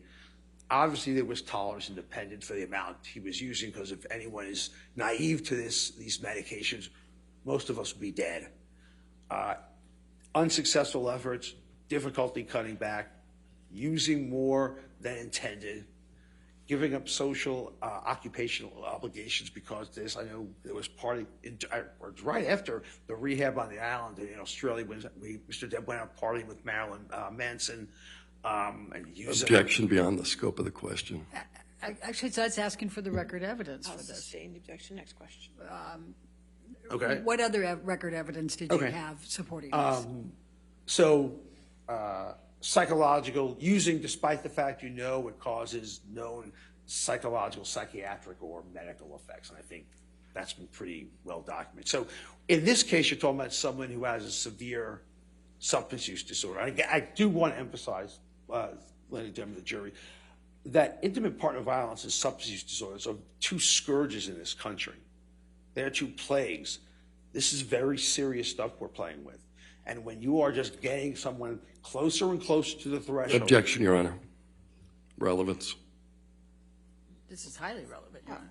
I'll overrule as to relevance. Beyond the scope. Go ahead. Beyond the scope of the question. Yes. All right, I'll sustain that objection. All right. Tell me more about the relationships between substance abuse and IPV, please. Yeah, so again, that you are talking about this and you are you may be able to control the risk factors for any of us may be able to control the risk factors for IPV. Any of us might be able to, okay? When we're thinking and we're not disinhibited, not having these hyper intense emotions from substances. Once you add that to this mix, your brain can no longer do what it's supposed to do. And it's supposed to prevent you from doing this, quite frankly, because it's wrong. Did you arrive at any conclusions concerning substance abuse and potential self-harm that may have led to Mr. Depp injuring his finger? So I think the physician before me explained that pretty well, but I'll tell you that Mr. Depp has a history of self-injurious behavior, meaning cutting himself. Mr. Depp has a history of burning himself. I know when the actual event happened, there was texting to Dr. Kipper, paraphrasing, not saying exactly, that Amber and him got into a disagreement related to her wanting him to be sober. And then as a result of that, he said he got so angry, he cut the tip of his finger off. So if you're asking me, can someone who has, or have I seen, and can someone who cuts themselves, burns themselves, can cut a tip of their finger off with or without alcohol or cocaine or the rest? The answer is Objection yeah. beyond the scope of the question. That's exactly what he overruled. Thank you. Please continue. Was it overruled? It was overruled. Okay. Go ahead. So that is not a very far jump. I've certainly seen patients do a lot worse than that who started out with similar risk factors of, burning self and cutting self. I'm not going to get into the descriptions, but I've seen people do a lot worse than that. Okay. So the answer is yes. Okay. I'm going to turn now specifically to intimate partner violence, and I know you've talked certainly about it. But can you tell the jury, please, a little bit more about intimate partner violence and what is included in that? So the APA Task Force on Violence in the Family defined more or less this topic of domestic abuse, intimate partner violence, as recurrent abusive behavior by means of psychological, sexual, or physical maltreatment for the purpose of achieving control or maintaining power, authority, and control. Can it include threats and intimidation? It includes, so in the part of psychological abuse, which is done essentially as a means of emotionally and mentally hurting someone, but with the same end goal to achieve control, it can be destroying property, it could be financial, which is part of that, verbal outbursts, threats, intimidation, body language, all of that goes under the concept of psychological abuse. And you may be able to divide it, verbal, nonverbal, what's exactly emotional versus verbal, but they're all under that rubric, and they're all under the guise of maintaining control. Do survivors of intimate partner violence experience mental health issues? Can you repeat the question? Do survivors of intimate partner violence experience mental health issues? Oh, yes. Oh, yes. So survivors of intimate partner violence, and by the way, I should start out by saying we don't expect, in psychiatry, we don't expect our victims to be perfect. We don't expect our victims to be unscathed by what they've received. So starting with that, okay, it is not unusual as survivors to see substance use, substance abuse, substance-induced symptoms, chronic depression, post-traumatic stress disorder, or subsyndromal post-traumatic stress disorder along the lines of battered wife syndrome, and some emotional unpredictability. And again, you are a victim here. You are a victim. Do perpetrators typically seek treatment or counseling? No, perpetrators are not receiving counseling treatment. One, because they're going to be probably having to tell someone that they actually struck someone, which is what their thought is about the big problem about intimate partner violence, is just the hitting. Again, important, but not the sole part of it. So perpetrators very rarely will go into any type of formal counseling. Victims go into counseling. Victims are seeking actually couples counseling. Victims are seeking couples advice to try to repair what's happening. Okay? But in terms of actual perpetrators, no, they don't do that. In your review of this case, is there record evidence of physical violence by Mr. Depp? So, Objection, Your Honor. Would you like to No approach? foundation. Do you want to approach on it?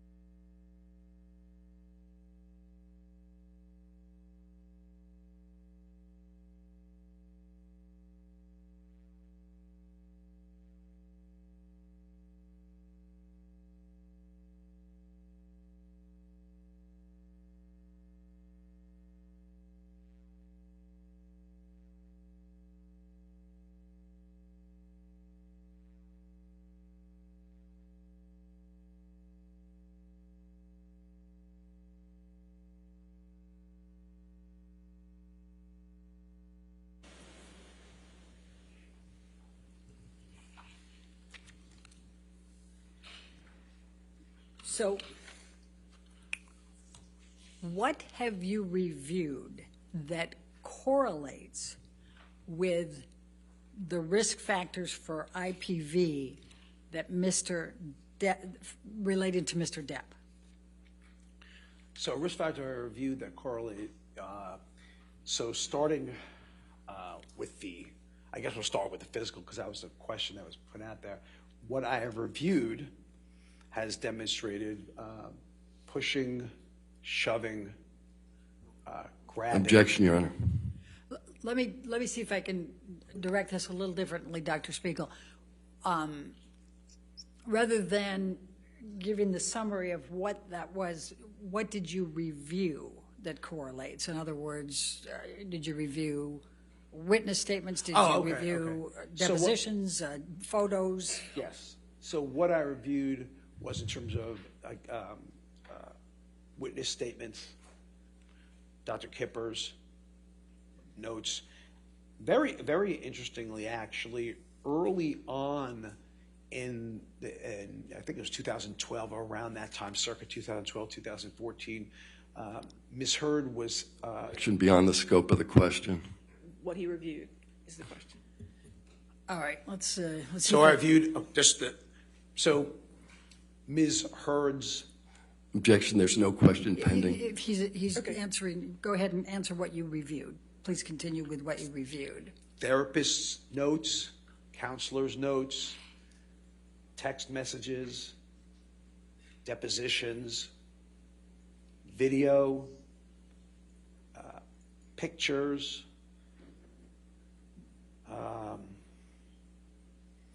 psychologists' notes and evaluations, and I said physicians' notes. That's what I reviewed. All right. Now, you've indicated that intimate partner violence includes physical violence, sexual abuse, and psychological aggression. Can you please describe for the jury what psychological aggression is and what it entails? So, I said psychological aggression would be the engaging in behavior for the sole purpose of emotionally and or mentally harming someone, with the main purpose of, again, to maintaining control. So behaviors that can occur with psychological aggression include insults, intimidation, holding things financially against someone, jealousy rants, property destruction. So all that is involved, a nonverbal communication, so threatening looks, glances, things like that. All that is involved in psychological maltreatment and intimate partner violence. What if anything would be psychological aggression if it was trying to control somebody's career? Would that be a factor? Yeah. Section leading. Overruled. So yeah, I'm trying to control someone's career. That would be under financial, trying to mistreat someone, especially someone wants to succeed and trying to have a career, and you're preventing them from doing so by maltreatment. That's another example. Okay. So I'm going to ask specifically about the risk factors for intimate partner violence. Is substance abuse a risk factor for intimate partner violence? Yes, it is a risk factor as well as a precipitating cause. Okay. And what record evidence did you review that correlates to Mr. Depp engaging in substance abuse? So the record evidence I'll just start with Dr. Kipper and the substances that Mr. Depp was using and misusing, both in terms of prescribed and on urine drug screen, were brought out through that. Okay. Is lack of behavioral control and impulsiveness risk factors for intimate partner violence? Yes, they are. Okay. And what, if any, record evidence were you aware of that Mr. Depp had exhibited lack of behavioral control and impulsiveness?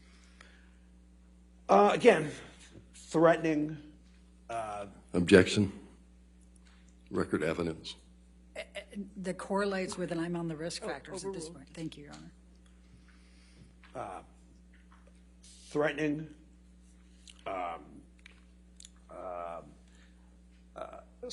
destroying furniture, property, breaking things, writings on walls, mirrors, writing in blood on furniture. All that would go with that. Okay. All right.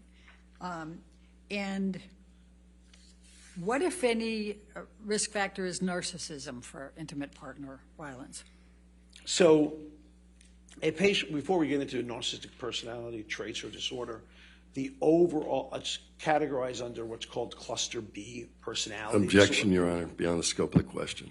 He's explaining the narcissism. Well, I'll sustain objection if you Okay. ask a question. Can you explain to the jury what's involved with narcissism as it relates to the risk factors of intimate partner violence and So what that realm is? So narcissism patients have, again, poor self-control, okay, rapid mood shifts, okay. As a result, they have an undue sense of admiration. They worship power, they worship control. They have lack of empathy, and people are generally kept around as long as they're useful to them. A large sense of entitlement. Anything else? Need for praise. So that would go under narcissistic personality and IPV. What if any what if any traits would be requiring admiration? Would that fit into it? Yeah, oh yes, requiring admiration, need to be admired is part and parcel of narcissistic personality disorder. Yes. Would being envious fit within that? Yes. Fragile self-esteem? Yes. And what, if any, record evidence do you have that correlates with Mr. Depp being narcissistic? Well, I do think that the fact that he thought that Amber owed him, Ms. Heard owed him. Objection, Your Honor. Overruled. Thank you. Go ahead. The fact that Ms. Heard owed him and only wanted to be together with him because of his fame is an example of that. I do think the jealousy aspects are an example of that. I do think, as I think Mr. Tillett had testified that, being admired is one thing, but then behind your back saying something else about people is another thing. And I can probably say with a reasonable certainty that to some degree this whole trial is that. Because Objection, Your Honor.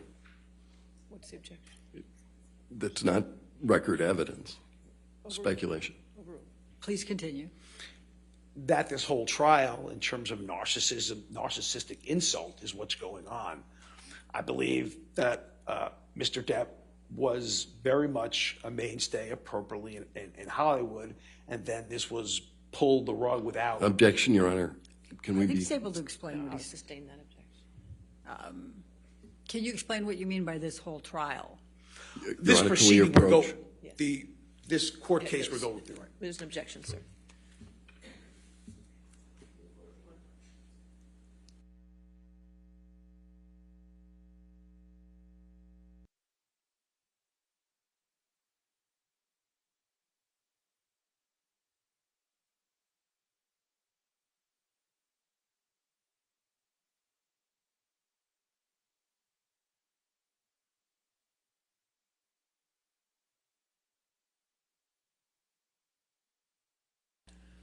What other conduct is in the record evidence that correlates with Mr. Depp being narcissistic, having those traits? was the thing about the trial rule. I can't Yeah, speak. you're not allowed to say that. Not say that. Okay. Okay. The only other thing about narcissism that I think in terms of the trial would be in order to maintain any sense of control, a narcissistic person really has to have lack of empathy, because in order to engage in behaviors that quote unquote are used to keep individuals in control, you don't really think about the other person. You're not really caring what happens to that other person. So I think that's another facet.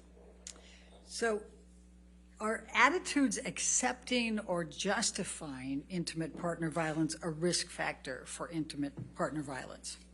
Yes. Do some perpetrators in intimate partner violence try to minimize the IPV? Yes. So it is unfortunately not uncommon, especially during the calm phases of the abuse cycle where there is no increased tension, there is no acting out. Okay, you are talking about more of the honeymoon, apologetic phase, begging for forgiveness, telling them how you're going to change, maybe giving them gifts.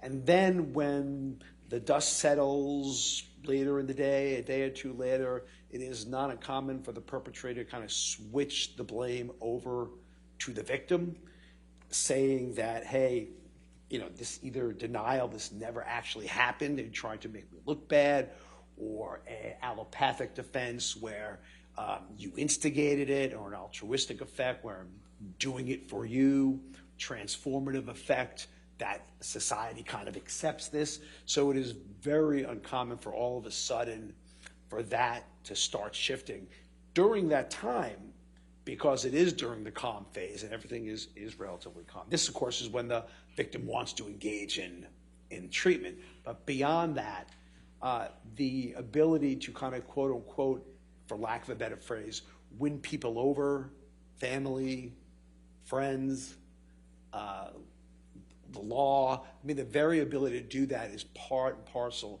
of that calm, charming phase where it looks like the victim is, just fabricating this. And is victim blaming a characteristic? Yes, like I said, I mean, to blame the victim, that one of the defenses are the allopathic defense comes along with victim blaming. That's what essentially you're doing. I'm blaming you for what you made me do. Okay. And is there record evidence that you reviewed that correlates with Mr. Depp engaging in this type of behavior? So I think for a lot of the issues seen, the big precipitant was going to be the need for sobriety. Coming back to that severe substance Objection, Your use. Honor, non-responsive. I think he's trying to explain it. Thank you. Please continue.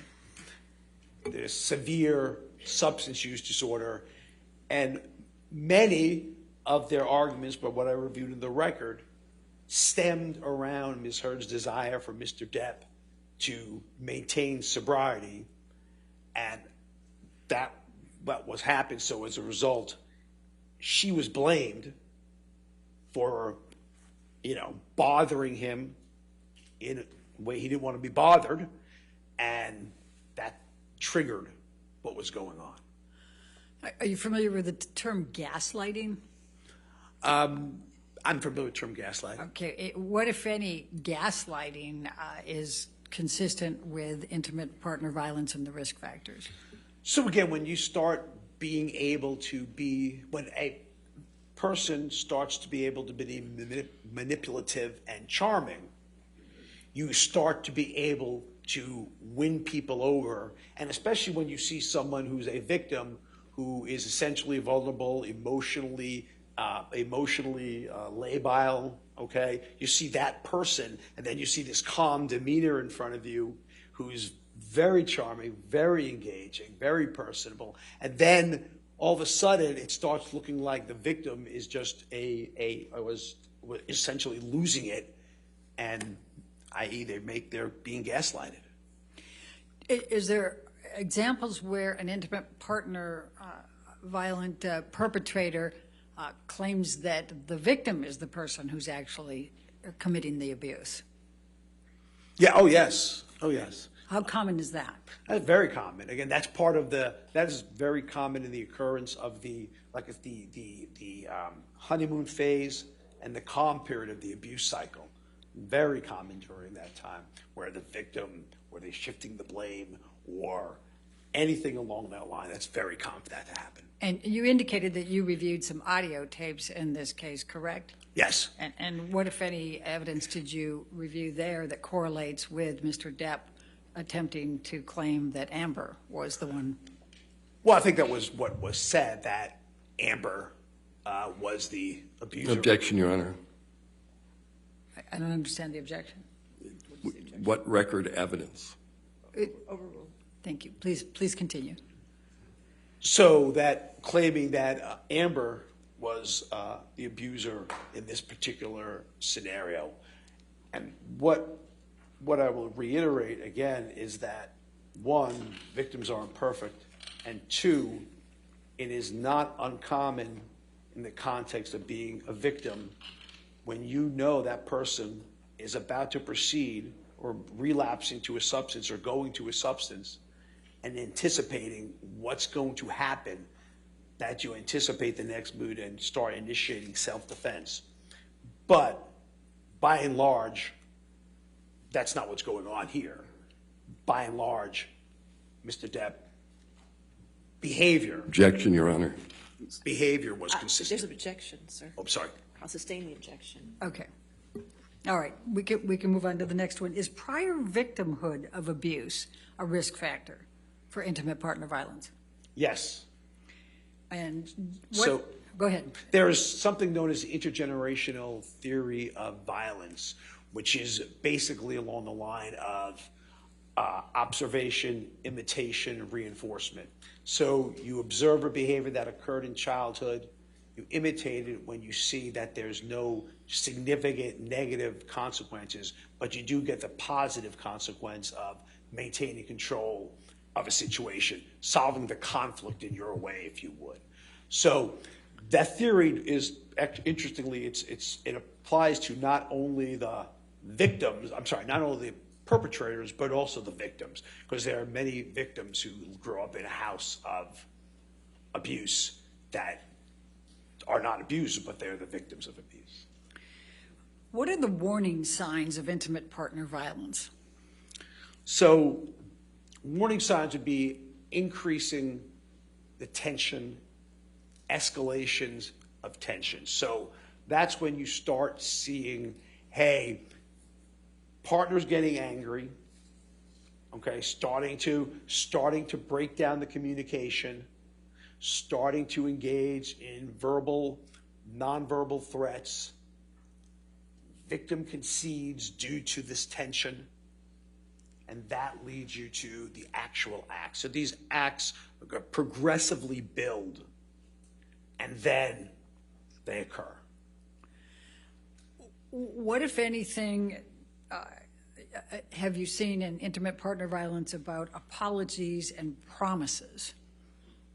So again, the apology is part and parcel of the honeymoon phase, and promises are part and parcel of the honeymoon phase.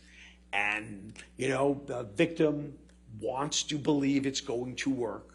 They want to believe their spouse is going to be faithful to this.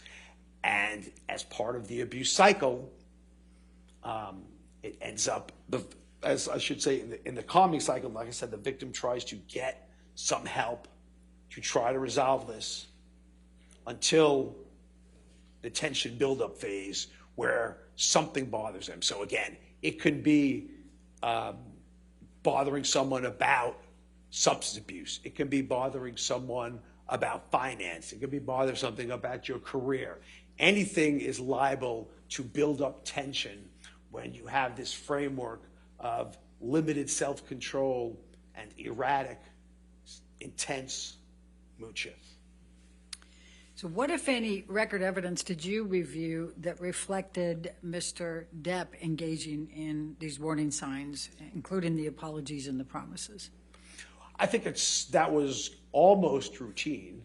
that after it was all said and done, that he would apologize for letting this monster out, letting this anger out, almost routinely. And there's very well record evidence of that starting as early on in the marriage in therapy from his herd. So that's very common and very much occurred. Recognizing what happened. And the other part of this is, again, when you can recognize that when you're sober, even short-lived sobriety, when you could recognize that things are better, things are happening better, life is better, then even that should show you that, hey, there's an issue here. There are issues here that when I don't use can be resolved. Thank you, Dr. Spiegel. I'm going to now move to the Goldwater rule. Can you explain the Goldwater rule, please? So the Goldwater rule is when Senator Goldwater was running for presidency, and I'm going to be honest with you, I think it was in the late 60s when he was, early 70s, because I was too young to even follow politics then, so please don't quote me on exactly when it was. But basically what's happening is clinicians, psychiatrists were making these quote-unquote armchair diagnoses from their homes or offices because they saw this person on TV, the way they acted, and were asked to comment about what they think their diagnoses are. And therefore, it was felt that that should not be done by professionals in these public settings. Does it have any applicability here? No, it does Objection. not. Why not? No foundation. He was explaining what the Goldwater You rule want to was. approach?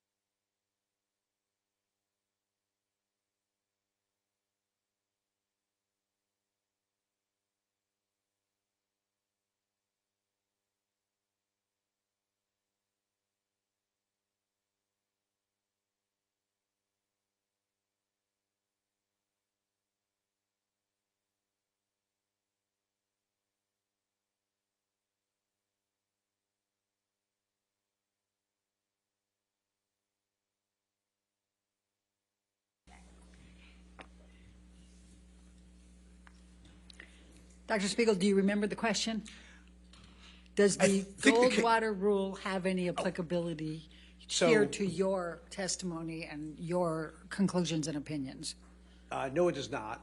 And for why? Multiple reasons. One, the basics of expert witness testimony would almost be thrown away if you are not allowed to base things on what you evaluated of an individual, what you've read about an individual. So if I'm not allowed to comment on records or charts or information that I look, then expert witness testimony can't be done.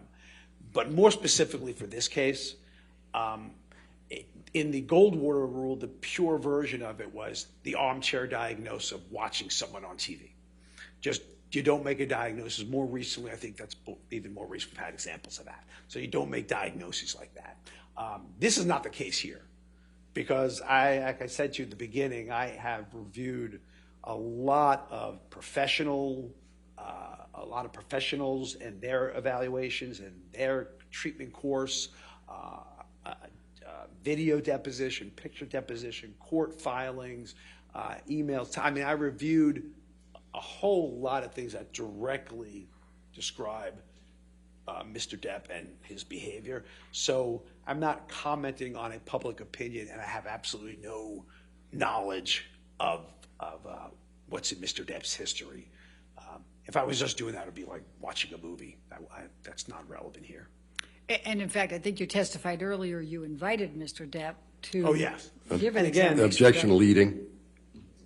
Overruled. Thank you. So to be fair, for an evaluation, for my own direct evaluation, again, I was offered twice that I can do an evaluation of Mr. Depp directly, and both times Mr. Depp and or his lawyers decided that that wasn't going to happen. Okay. And in fact, the court did not require Mr. Depp to. No, and the court did not require Mr. Depp to undergo this evaluation. Okay. Dr. Spiegel, these opinions that you have offered here, do you hold them to within a reasonable degree of medical and psychiatric probability or certainty? Absolutely. Thank you. All right, cross-examination. Thank you, Mr. Dennison.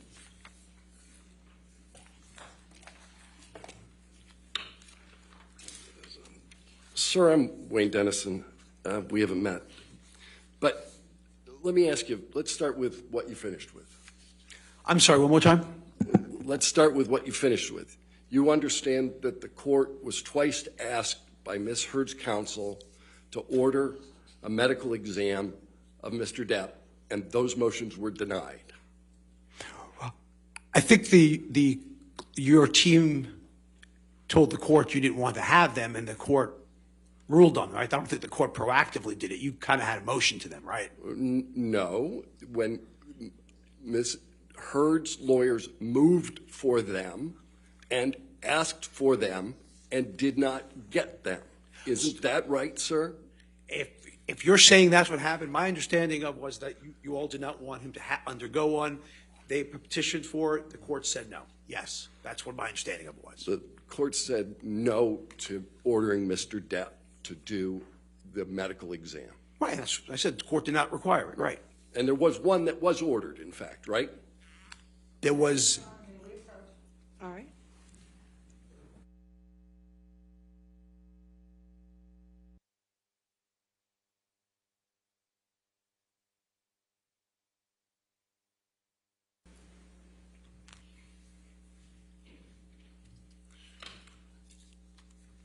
All right, so the last thing you talked about was the Goldwater rule.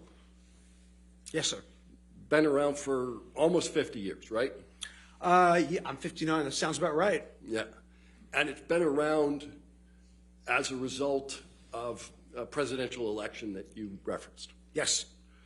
And who has that rule? What organization maintains that rule? The American Psychiatric Association. An association you're a member of. Associated, not a member of, yes. Yeah. Aren't you a fellow or something? Yes, I am. Okay. So, and this is an ethical rule, right? It is an ethical rule. And yes, it's ethical. They say rules. It's an ethical guideline. Yes, they're guidelines. Mm-hmm. And you know that over time, the American Psychiatric Association has amended the rule so it's not just about diagnoses, but it's also about professional opinions. Could you be more specific, say, about professional opinion in regard to what? Well, let me read this and see if you're familiar with it. It is unethical for a psychiatrist to offer a professional opinion about an individual based on publicly available information without conducting an examination. That's the rule, right? If you're reading it directly, I will believe you. Okay. However, a diagnosis is not required for an opinion to be professional. So my question is, it's not just diagnosis that this Goldwater rule applies to, it's professional opinions. So again, I'll reiterate that would come down to essentially nullifying witness testimony, expert witness testimony, without a direct evaluation. And as we know, it didn't happen. But regardless of that, the whole expert witness testimony thing would be basically rendered null and void. The rule, in fact, contemplates that issue, doesn't it, sir? Again, I'm just telling you the answer to the question. When you're reading me those statements, I'm telling you the response by the other side, who publishes also, is that if that was the case, there could be no expert witness testimony in the courtroom. Psychiatrists are ethically prohibited from evaluating individuals without permission or other authorization, such as a court order. That's the rule, right? Again, if you're reading that, then I have to believe you're not misrepresenting it. And I would come back to, again, then this whole thing on we might as well get rid of all the expert witnesses we've had throughout all of time for court proceedings. Because what you're saying is unless a court orders it, and that's what you just said, or the APA said, then therefore expert witnesses cannot do an evaluation based on an observation of the medical records. Insurance companies cannot do evaluations solely based on medical records where their doctors rendering professional opinions. So at the end of the day, you are essentially saying that unless someone has directly evaluated it, this whole medical system we have, this whole legal system we have, is null and void. I'm not saying. No, yes, you are, sir. No, you are. Well, give me a second, and I'll give you more than a second. What I'm saying and what I am reading to you is a rule by your organization that takes into account that there could be court orders that would permit the exact kind of evaluation that you say I'm eliminating.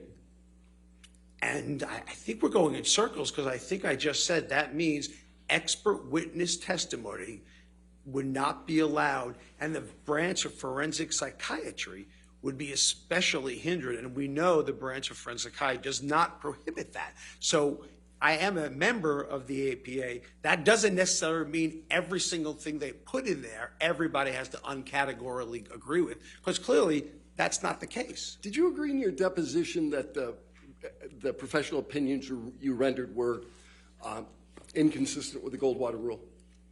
Yeah. My first was inconsistent. If we're saying that if the Goldwater rule says, and I very much said that during deposition, that the Goldwater rule was made for presidents and public figures such as that, but regardless of that, because that's what it was made for. It's not made for Hollywood, but I'll even take that Mr. Depp's a public figure. What I'm saying to you is that the Goldwater rule is saying we cannot do any expert witness testimony in our field. That is exactly what the Goldwater rule is saying based on exactly what you read. And I'm just telling you what you are saying that rule encompasses.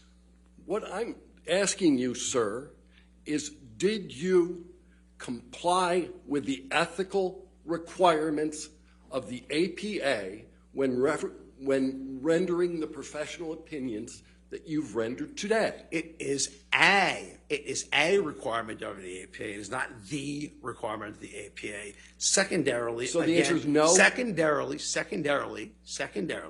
again, in order to not, we wasted our whole morning because there was an expert witness before me. There's an expert witness everyone brought in. So all I'm saying to you, that means the whole field of medical legal law is corrupt and unethical for engaging in an act that the APA clearly says we should not do. So if you're saying that, then the answer is yes, I'm agreeing with that statement. You're agreeing that the APA would deem your testimony and your professional opinions rendered unethical? I'm saying you are saying that I'm an expert witness. I'm saying as an expert witness, and solely as an expert witness, that guideline is permitting that from occurring. I would say then that the whole field of expert witness testimony, again, would be disavowed by what you are quoting in the Goldwater rule. And we know that's not the case, because if it was, we would not be allowed to do it. And you said the rule was for presidents, right? And that was initially figures. For presidents, yes. Well, and the name of the rule came from that. But the rule says it is unethical for a psychiatrist to offer a professional opinion about an individual. That's right, sir. It's not just presidents, it's not public figures, it's individuals. Funny, it was named after according to your logic, if you don't put something in the title, it's not true. That's what you told me this morning, I believe, at my intimate partner violence. So what I would say to you then, sir, is that if you say this about an individual, again, any court would have to render an expert witness testimony invalid. Any doctor that reviews charts would have to render it invalid. I can go on the list of docs that do not see or interview patients directly, and that's a violation. So basically, you are saying that unless you do a direct clinical evaluation, then all of the field of forensic psychiatry and all of managed care is doing an unethical violation because we are not seeing the presence. We deny patients medications all the time without seeing them. We deny patients treatments, unfortunately, without seeing them. And I'm on the receiving end of that. So the answer to your question, again, unless you are saying to me that all of this is unethical, which is what you are saying. This is how I'm interpreting what you are saying to me. That unless you do the evaluation directly yourself, therefore, it could not be considered ethical. And I'm telling you how that's applicable to not just expert law, but also managed care. It's applicable to multiple branches of medicine. Hospital duration of hospitalization stay, they get evaluated. So tell me where you want me to end this.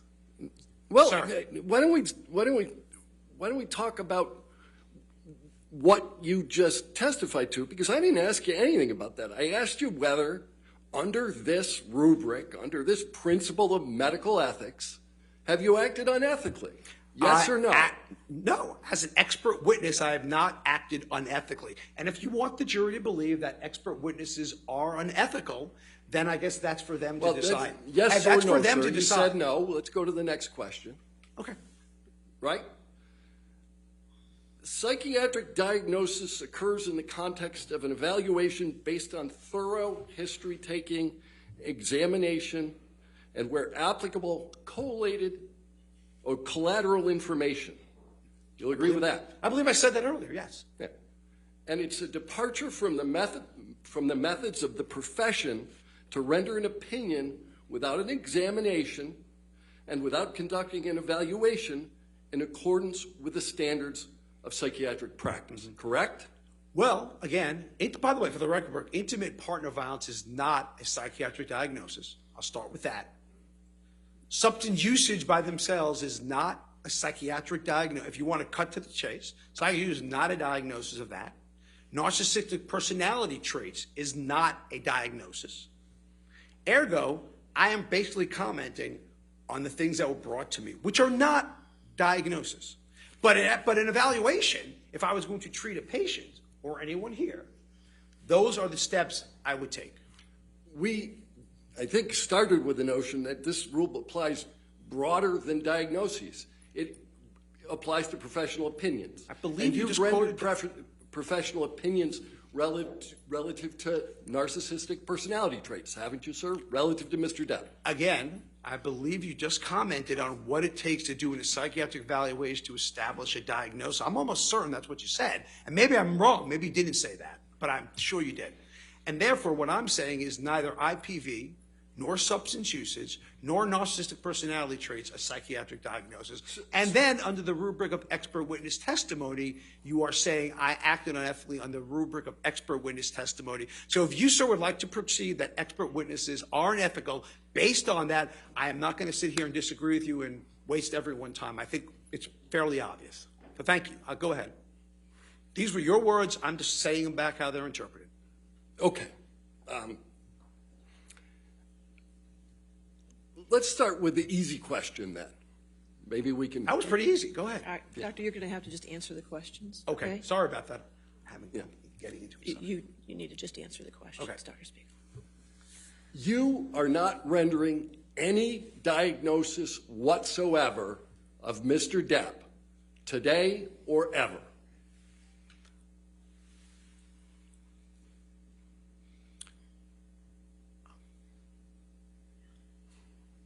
No, I probably would say to you that certainly I would not say narcissistic personality, or I would say traits. Certainly from what I have read, intimate partner violence is not a diagnosis. So the answer is no for that. Narcissistic personality traits is not a diagnosis. The answer is no. But if you want to tell me that substance use disorder is a psychiatric diagnosis, the answer is yes. But that wasn't an issue, was it? Whether Mr. Depp used substances?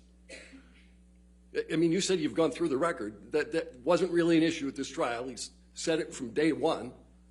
Oh, so you're saying he's already admitted to the diagnosis? He's already admitted to the use of the substances. Well, again, there's a difference between admitting to substance use and substance use disorder. Let's go back to what you just said about narcissistic personality traits. Yes. Narcissistic personality disorder is a DSM-5 diagnosis, correct? Correct. Diagnostic personality, and you haven't testified that Mr. Depp has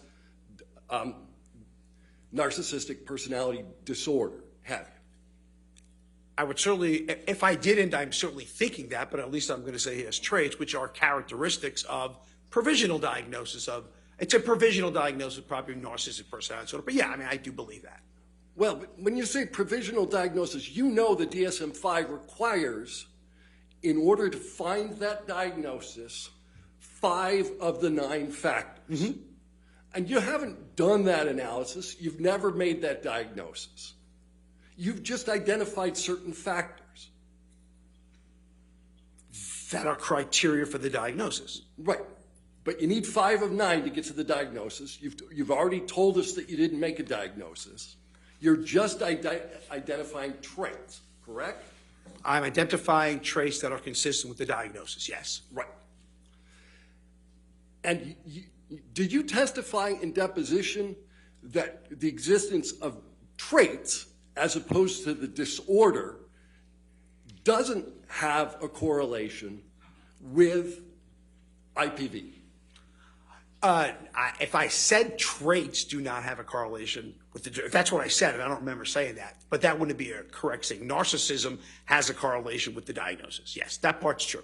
All right, how far are we going to back this up? Because there's a diagnosis of narcissistic personality disorder, right? Yes, sir. And that one is tied, has some correlation with IPV, right? Narcissism has correlation with IPV. Again, sir, you're not allowing me to answer. You're splitting hairs. You're splitting hairs between the traits that are consistent with, which all I'm commenting on is behaviors and traits that are consistent with the diagnosis. And Mr. Depp, narcissism absolutely has risk factors associated with IPV. Let's go back again, and maybe we can focus on the question I ask you, and we can get an answer that's addressed to that question. Mm-hmm. Narcissistic personality disorder is a risk factor for IPV, yes or no? Yes. And you've previously testified that there is no literature at which you are currently aware that the mere presence of narcissistic traits is a risk factor for IPV. Am I answering the question? Yes. That's incorrect. You didn't testify that. A cluster B traits, which narcissistic personality disorder is part of, is a huge risk factor for intimate partner violence, which include, cluster B traits include narcissistic personality disorder, antisocial personality disorder, amongst others. So the answer to the question is every resource on intimate partner violence will support that cluster B traits, where narcissistic personality falls under, is a risk factor for intimate partner violence. Any single trait is a risk factor for IPV.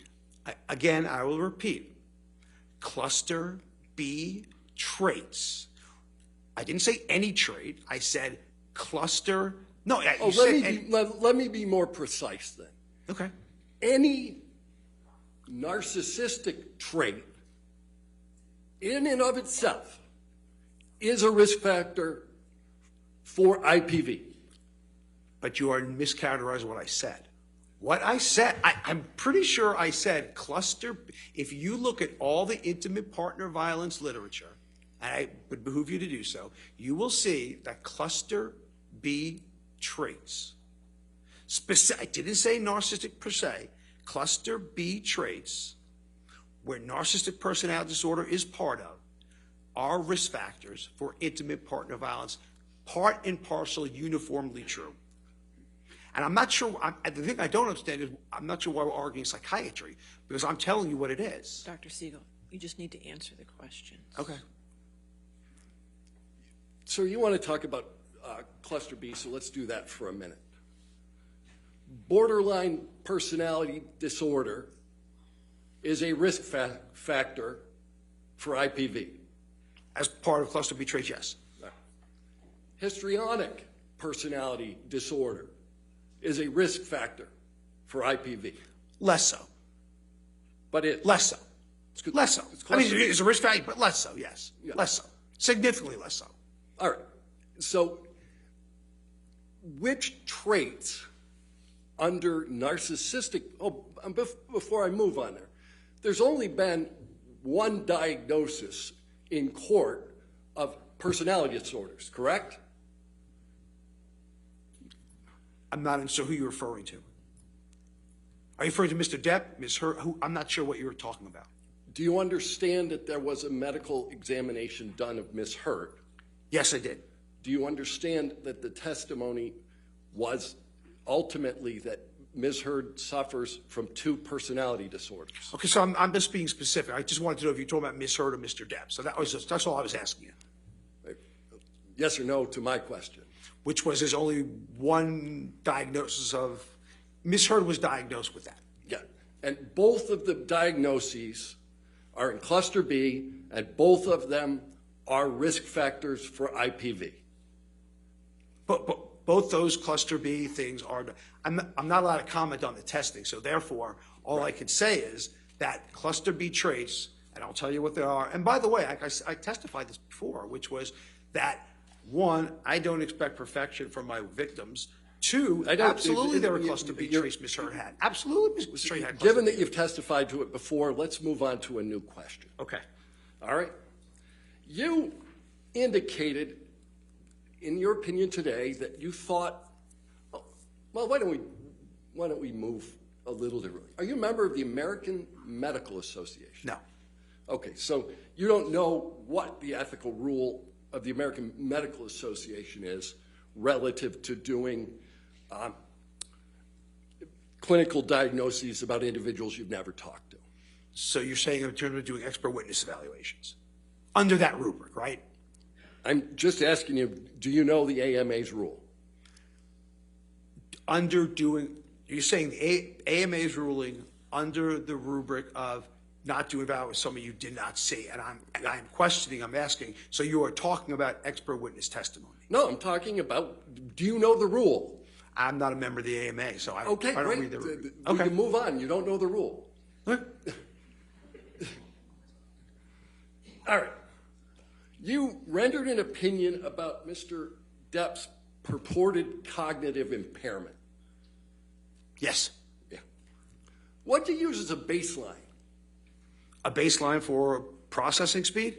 Yeah, for analyzing Mr. Depp before you watched his deposition.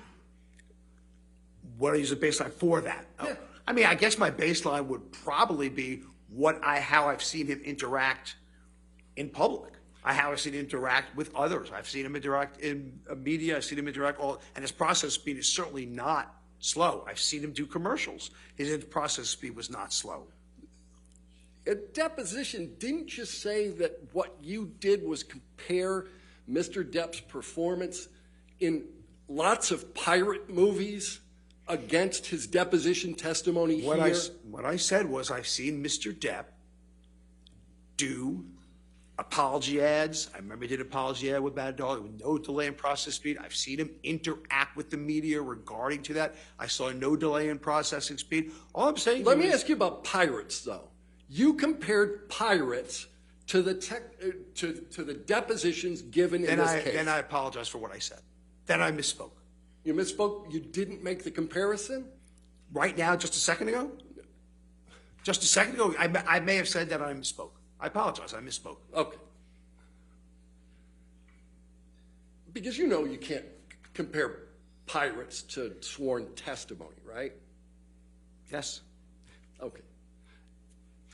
But you can, but as an aside, you can judge someone's processing speed at any time. Like I'm judging yours right now, you're judging mine. We all judge processing speed as a baseline because of what we know about each other. I would say your processing speed right now is not slow.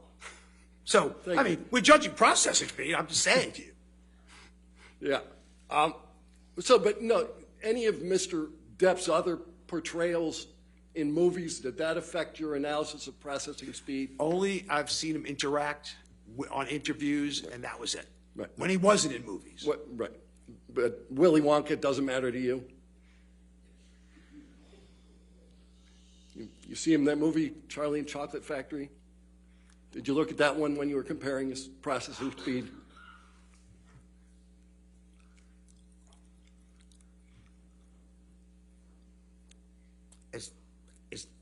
Do I have to answer that question, Your Honor? You have to answer questions. Yes, sir. No, you'll be happy to know I didn't see Willy Wonka. I didn't see 21 Jump Street when it happened, or whatever it was about. No, I did not. All right.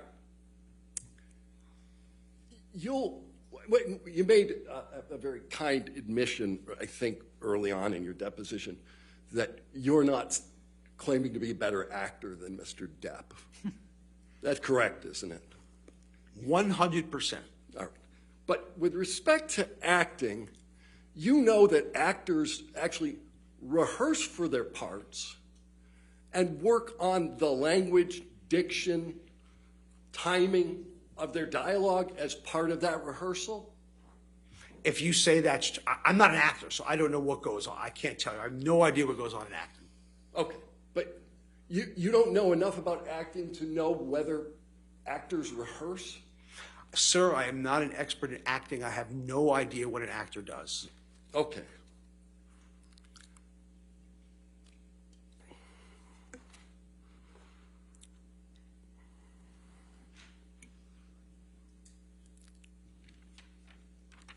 During your deposition, what were the circumstances under which you decided to call Mr. Depp an idiot? Under somebody call Mr. Depp an idiot? Yeah, you called Mr. Depp an idiot in your deposition. Why Okay. So I think it was in the context. I think it was in the, you probably should read the context of it, because I think the context was, and I'm trying to think back, okay? And what I thought it was related to was if you're coming to some deposition, okay? And again, I'm thinking back, so you have it in front of you. I don't.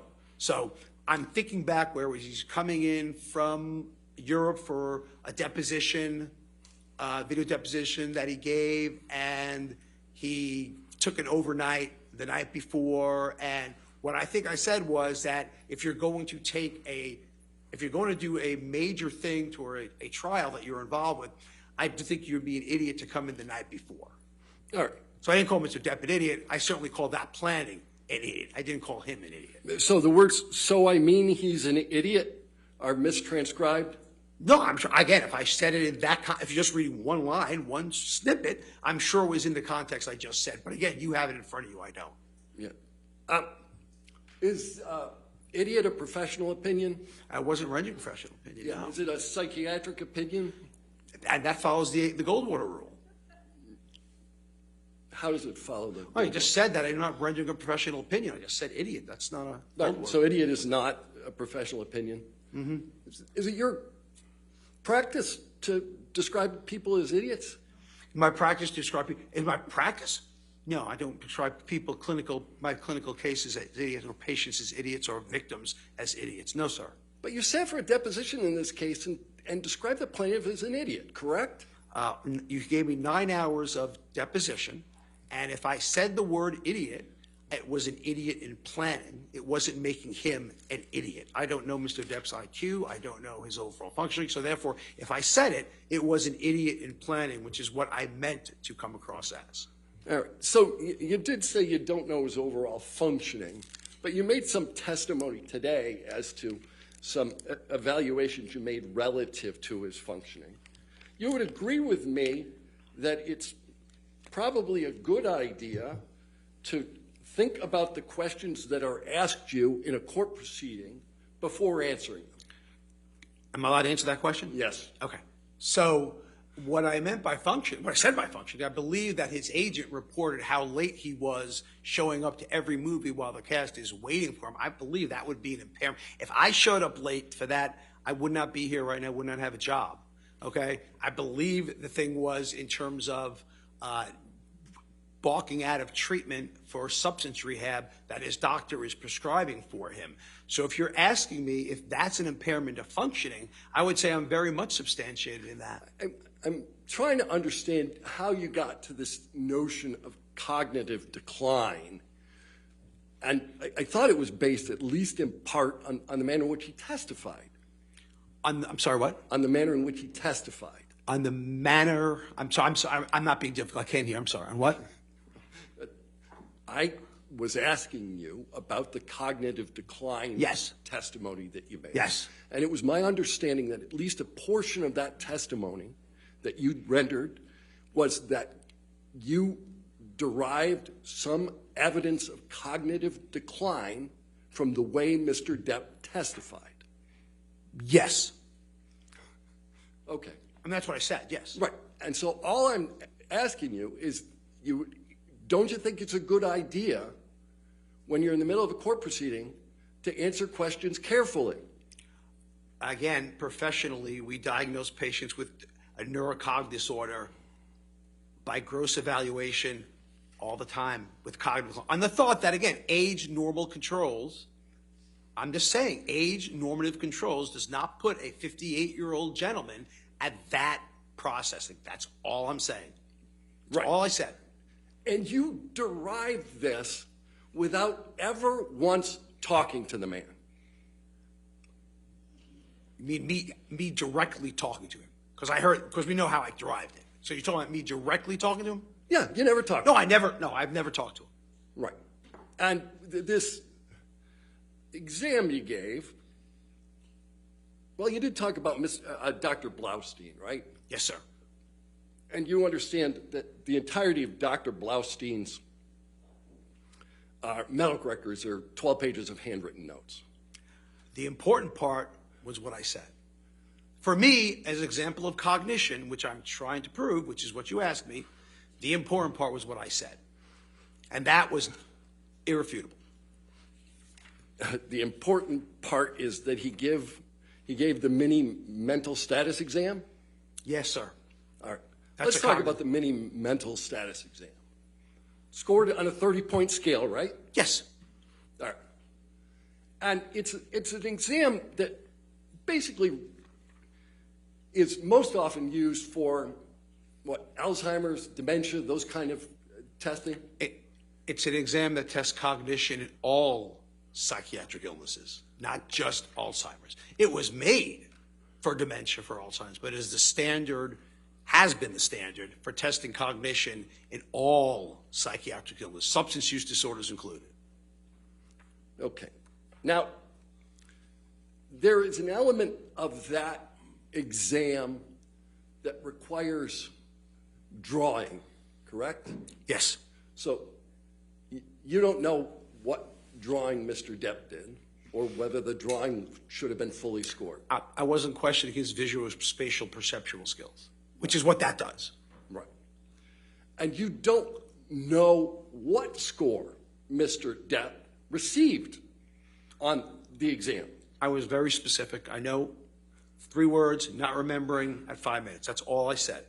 3 words, not remembering 5 minutes, and he remembered one of them, right? From what I understand, you didn't remember any of them. All right. Memory on the exam, out of the 30 points, what's it worth? 3. 3, right? Memory is 3 out of the 30. Yeah, memory's 3. Okay. But again, the memory section in and of itself tests memory. That's the only question that tests memory, only section that actually tests memory. So the memory section tests memory. It's the only section you testified about. And for all you know, that with respect to the exam that you're relying on, Mr. Depp scored 27 out of 30. And that would be telling, though, cognitively, if you scored 27 out of 30 and you missed 3 points on memory. That would be very telling. You don't know if Mr. Depp had been up all night the night before. Again, you wouldn't expect to not recall any words at 3 minutes unless there's a cognitive issue. You don't know if Mr. Depp was high.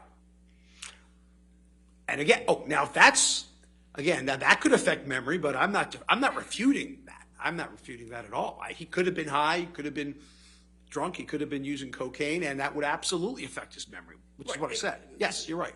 So ultimately, you have no idea what state Mr. Depp was in at the time he took the exam that you're relying on.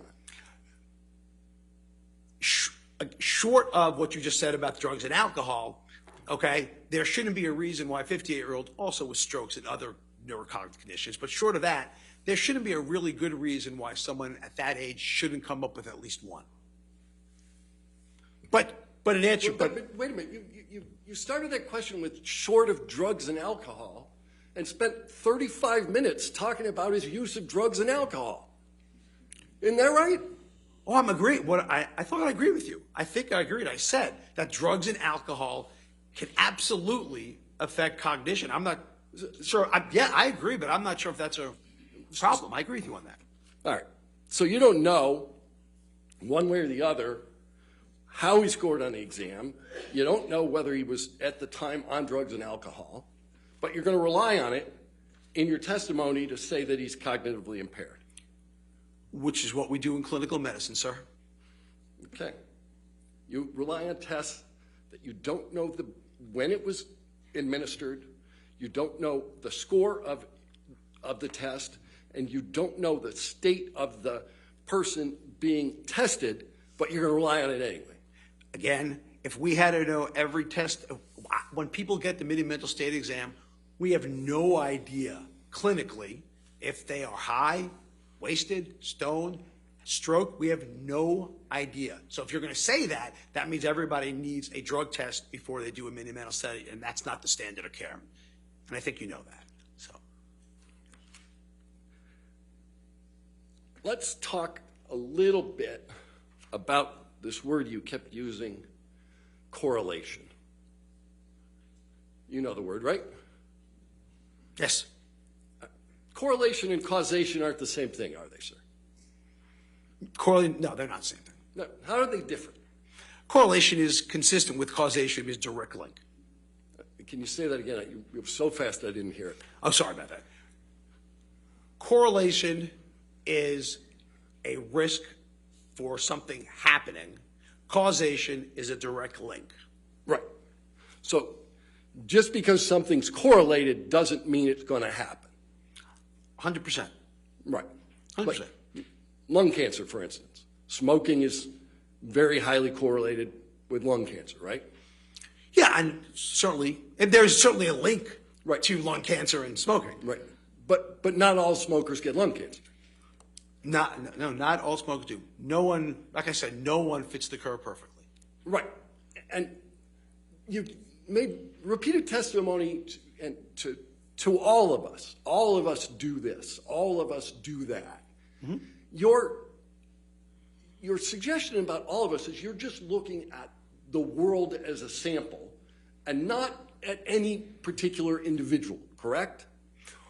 What I'm looking at is that I'm not talking about an individual, how they can or cannot be resistant. What I'm saying is invariably, when you use substances, this is going to happen. Now, is there a 0.05% chance that someone who does? Absolutely there is. But is that medical degree of certainty? Absolutely not. A 0.05% chance of what, sir? Of eventually developing symptoms. If you're using excessively, eventually you're going to develop symptoms. All right. But risk factors tell us nothing about any one particular individual, do they, sir? No. Again, risk factors tell us nothing except that if they have it, they're at a higher likelihood of developing it. That's right. what tells us.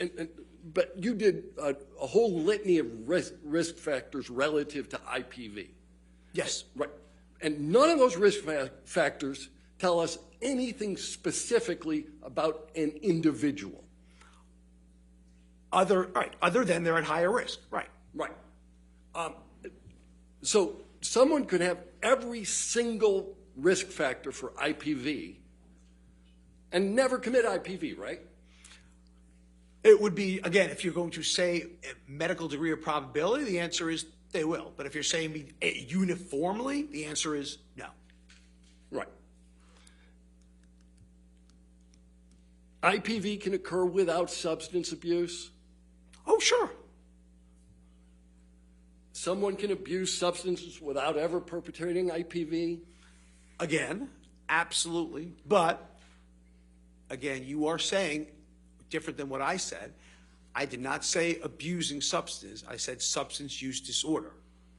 Those are two different things, because there are surely people who use substances that do not engage in any violence, do not become psychotic, nothing at all. So And that's absolutely. equally true of people who have substance abuse disorder. There are certainly people who have substance abuse disorder who don't commit IPV, correct? They are saying people who have substance use disorders, the majority of them, over 50% do. So over 50% do. So that's medical. The answer is yes. As you said, not everyone who smokes gets lung cancer.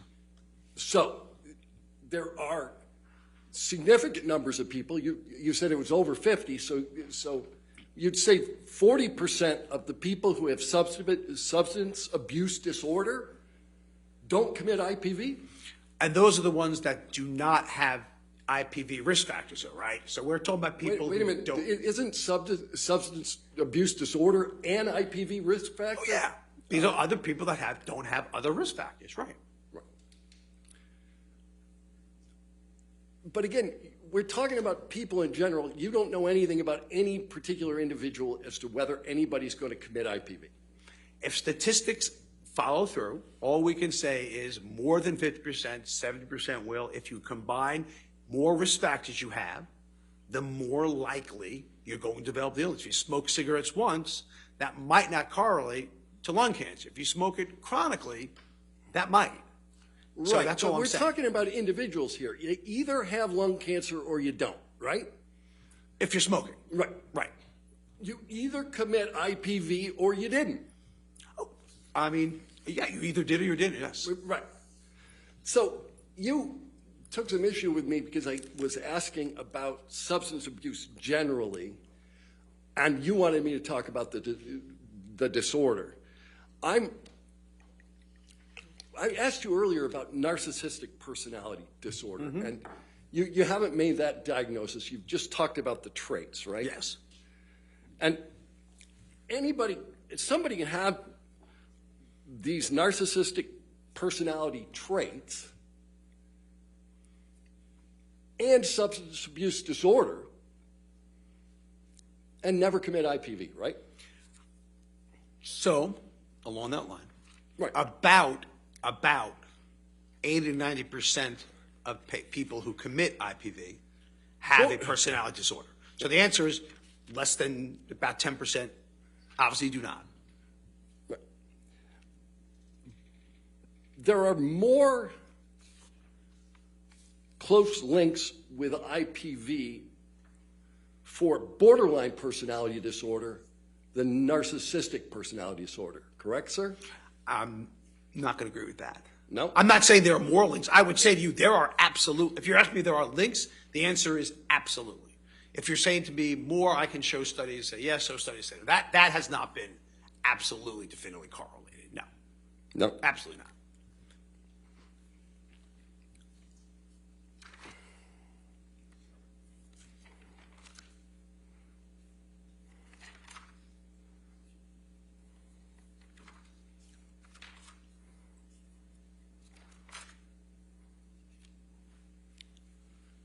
MDMA. What is it? Ecstasy. Yeah. And what's the normal dosage of ecstasy for people who use ecstasy?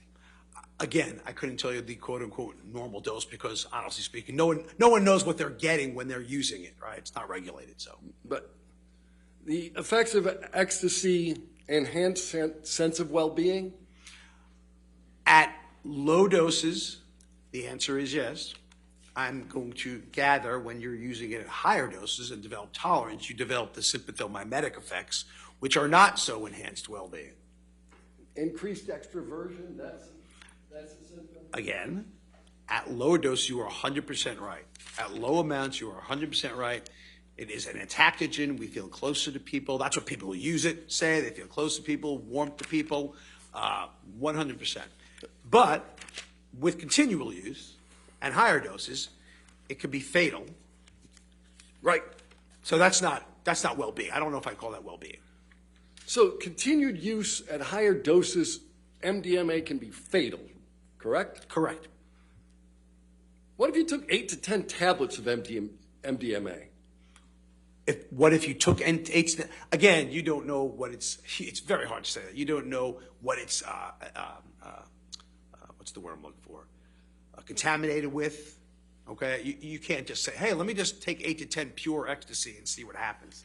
That's not going to happen. So what I would say to you, again, because substance abuse are unpredictable, they are not regulated, no one knows what they're going to. No one has any idea whether it's going to cause this empathic entactogen effect at very low doses, or is it going to cause the sympathomimetic, increase,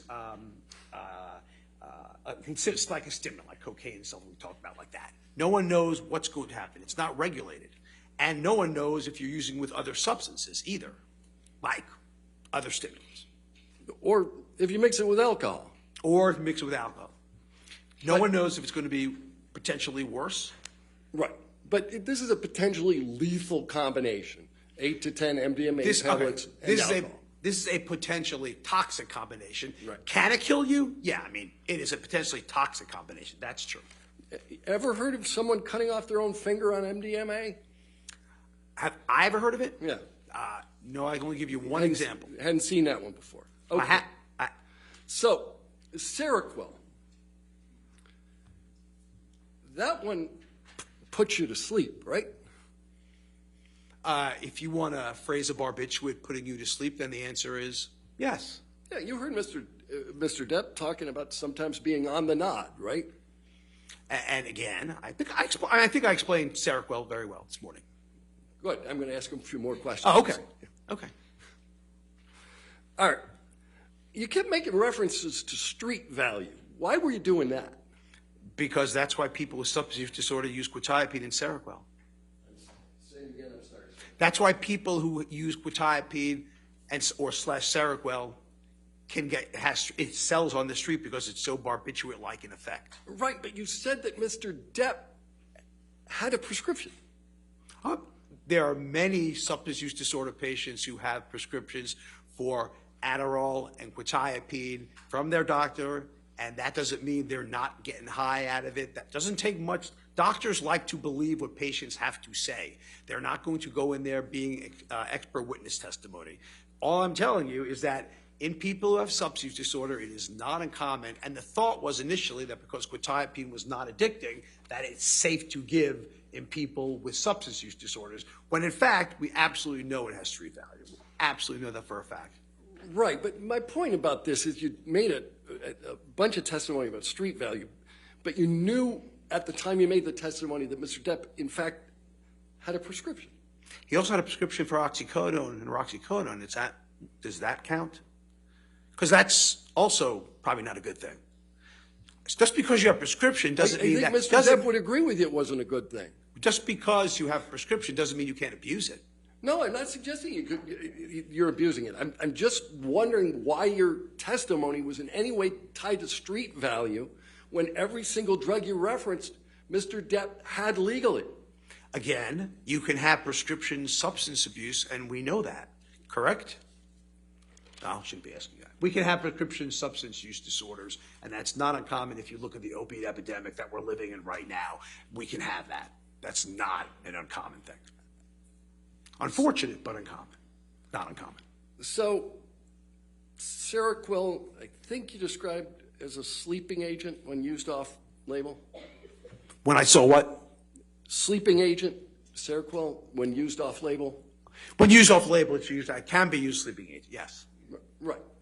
So, Mr. Depp's use of Seroquel could account for some of the photos we saw in this trial where he's asleep in a chair? Again, what I would say to you is that if you have a substance use disorder, You are using it to be knocked out. Yes, I agree. But I'm not sure at the end of the day if she'd have vomitus over you either, because I've never seen Sarah Will do that. So when he was passed out in the chair, he also had vomitus over him. I've never seen Sarah Will do that ever.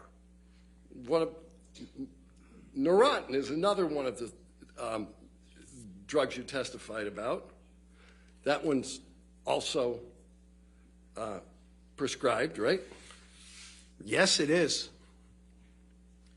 And what's the prescription for that? What's it used for? And what's its indication, or what's its used What's for? its indication? I mean, its indication is for seizures. It may have one pain indication. Again, I'm not a neurologist, so I can't tell you exactly if it does. But it's chronically used off-label for pain. It's used off-label for anxiety. Right. And what's its effect? That's another one that'll put you to sleep, right?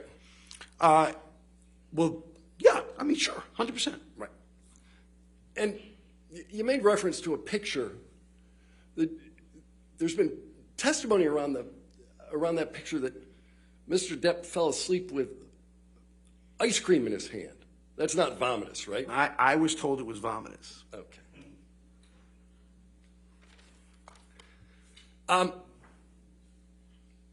You talked about the fact that Mr. Depp indicates that from time to time he uses an earpiece. I read that, yes. Okay. Did you read the testimony of Mr. Wyatt, who told you what was being pumped into that earpiece? Yeah, I mean, if I remember right, I mean, I think it was lines, right? No, it was music. It was music, not his line? Yeah. Okay. So if Mr. Depp was listening to music rather than being fed his lines, does that change your opinion as to his cognitive function? If he was never fed his lines through the earpiece, which I know he was, but read he was, and that may have been that example, Mr. Wyatt may have said that it was music. I guess the question is, were you having the music during the actual talking of your lines? Is that what you're saying to me? Well, if you can do two things at once, that's a pretty high cognitive function, isn't it, sir? It's a very good point, actually. Divided attention is something humans have a lot of trouble in. So, for instance, we have trouble driving and putting on using our cell phones and direct. So, divided attention, humans actually are not very good at. I'll put that out there. But In general, not just Mr. Depp. In general. But Mr. Depp is pretty good at acting. You acknowledged that early on. Absolutely. Well, better than me, so I know that. Because you don't act. In fact, you don't know about acting. You're right. I have no idea about acting. And you don't know how prevalent the use of earpieces are in acting. Again, I know nothing about acting. Irrespective of the fact you know nothing about acting, you've testified that Mr. Depp's use of an earpiece is somehow a cognitive deficit? So if I was giving a lecture and I was fed my lines, I would think there's a cognitive deficit. So and maybe I'm wrong. Like I said, maybe I could be wrong. Maybe Hollywood stars get lines fed to them through earpieces all the time, and I don't know. That could be said. It sounded to me to be unusual if you're doing a movie and you don't know the lines. But like you said, I'm just judging on what I do with lectures, and that would never happen. If you gave lectures, you wouldn't use an earpiece, but you're not going to tell anybody how to act. I'm sorry, what was the question? I said if you gave lectures, you wouldn't use an earpiece, but you're not telling anybody how to act. Right, I would not use an earpiece during lectures. Right. But I don't know what the standard for standard as Hollywood is for that. I have no idea. Your testimony about the use of an earpiece, as maybe you were wrong. You're comfortable with the fact that you may have made a mistake there?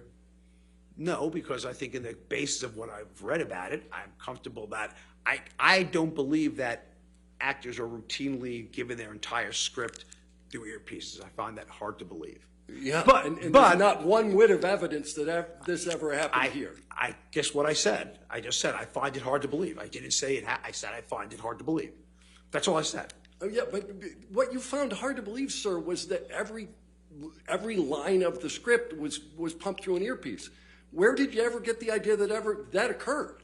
That's what I have been. That's what I read in the court review, the court evidence. That's where I got it from. Right. And you know whether Marlon Brando used an earpiece? Whether isn't he dead? Yeah. So the answer is no. He does not use one now.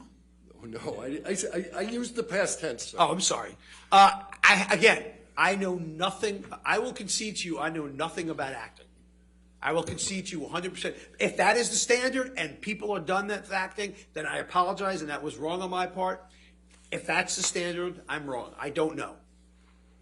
Okay. Let's go with that. No further questions. All right. How long is your return?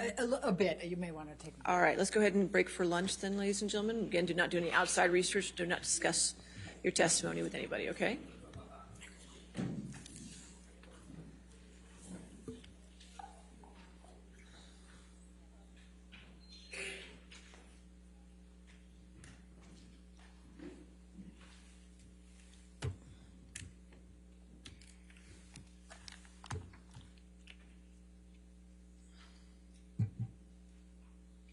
All right. So let's come back at 1:55 then. All right. Is that fine? All right. 1:55. All right.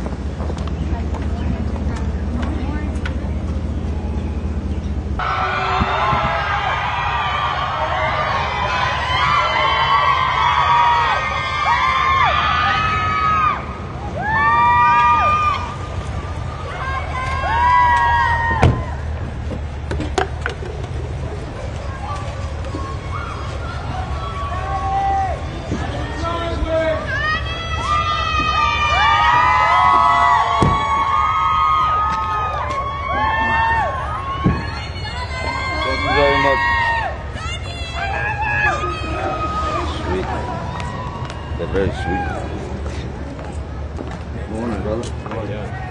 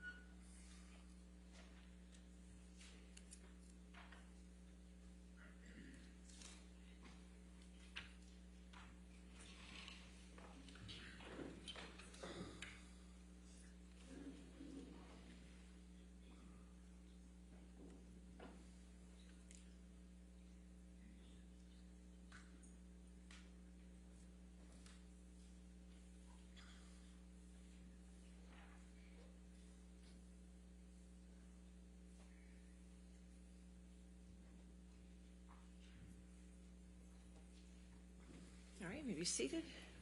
Your next question, or redirect? Thank you, Your Honor. Dr. Spiegel, you were asked about whether you were able to examine Mr. Depp. Do you recall those questions back and forth? Yes. And so if I understand your testimony, you asked twice for Mr. Depp to be interviewed by you, correct? Yes. Objection leading. And Overruled. and then in addition to that, Ms. Heard requested twice of the court for Mr. Depp to be submitting to an examination of you, correct? Yes. And those were denied, correct? Yes. And now Mr. Depp is contending that it's unethical for you to provide an opinion in this case because you didn't get an opportunity to interview him. Do you think that makes sense? Objection, Your Honor. I'll sustain the objection. All right. Is that your understanding? That is my understanding of it. yes. Okay. Now, when counsel for Mr. Depp was reading to you the Goldwater rule, there were two words that he kind of went over pretty quickly, and I'm going to go over them again with you a little bit slower. And that was that the Goldwater rule was that you cannot make an armchair diagnosis, right? Objection. Based on, quote, Okay. publicly available records. Do you recall that?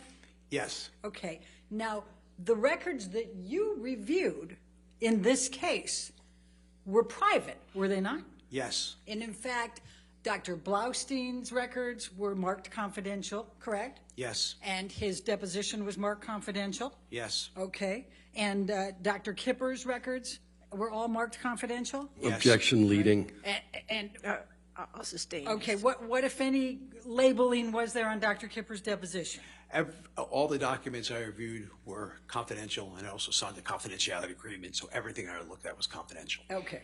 So that, in fact, does not even comport, that doesn't meet the restrictions that were put. Objection leading. I mean, so would it be fair to say that you have not, have you rendered any opinions in this case as an expert witness based on publicly available records? I have not rendered any opinion based on any publicly available records. Thank you. Now, you were asked a number of questions about narcissistic traits and your diagnosis or findings that Mr. Depp exhibited narcissistic traits or had that disorder. Do you recall that testimony? Yes. All right. And the question was asked of you of the whether if you have 5 of 9 narcissistic traits. Do you remember that testimony? Yes. Okay. Now, one of the ones you testified before was for narcissism, it requires admiration, correct? Yes. What, if any, record evidence was there that Mr. Depp requires admiration? The very people that surround him need to admire him, or they're no longer in his employment or his working circle. Okay. The second one that you discussed was sense of entitlement. Do you recall that testimony? Yes. All right. What record evidence is there that Mr. Depp exhibits behavior of needing a sense of entitlement? So, again, thinking that Ms. Heard was marrying him solely for his money and his influence, and that was the case, was, in my opinion, very entitled.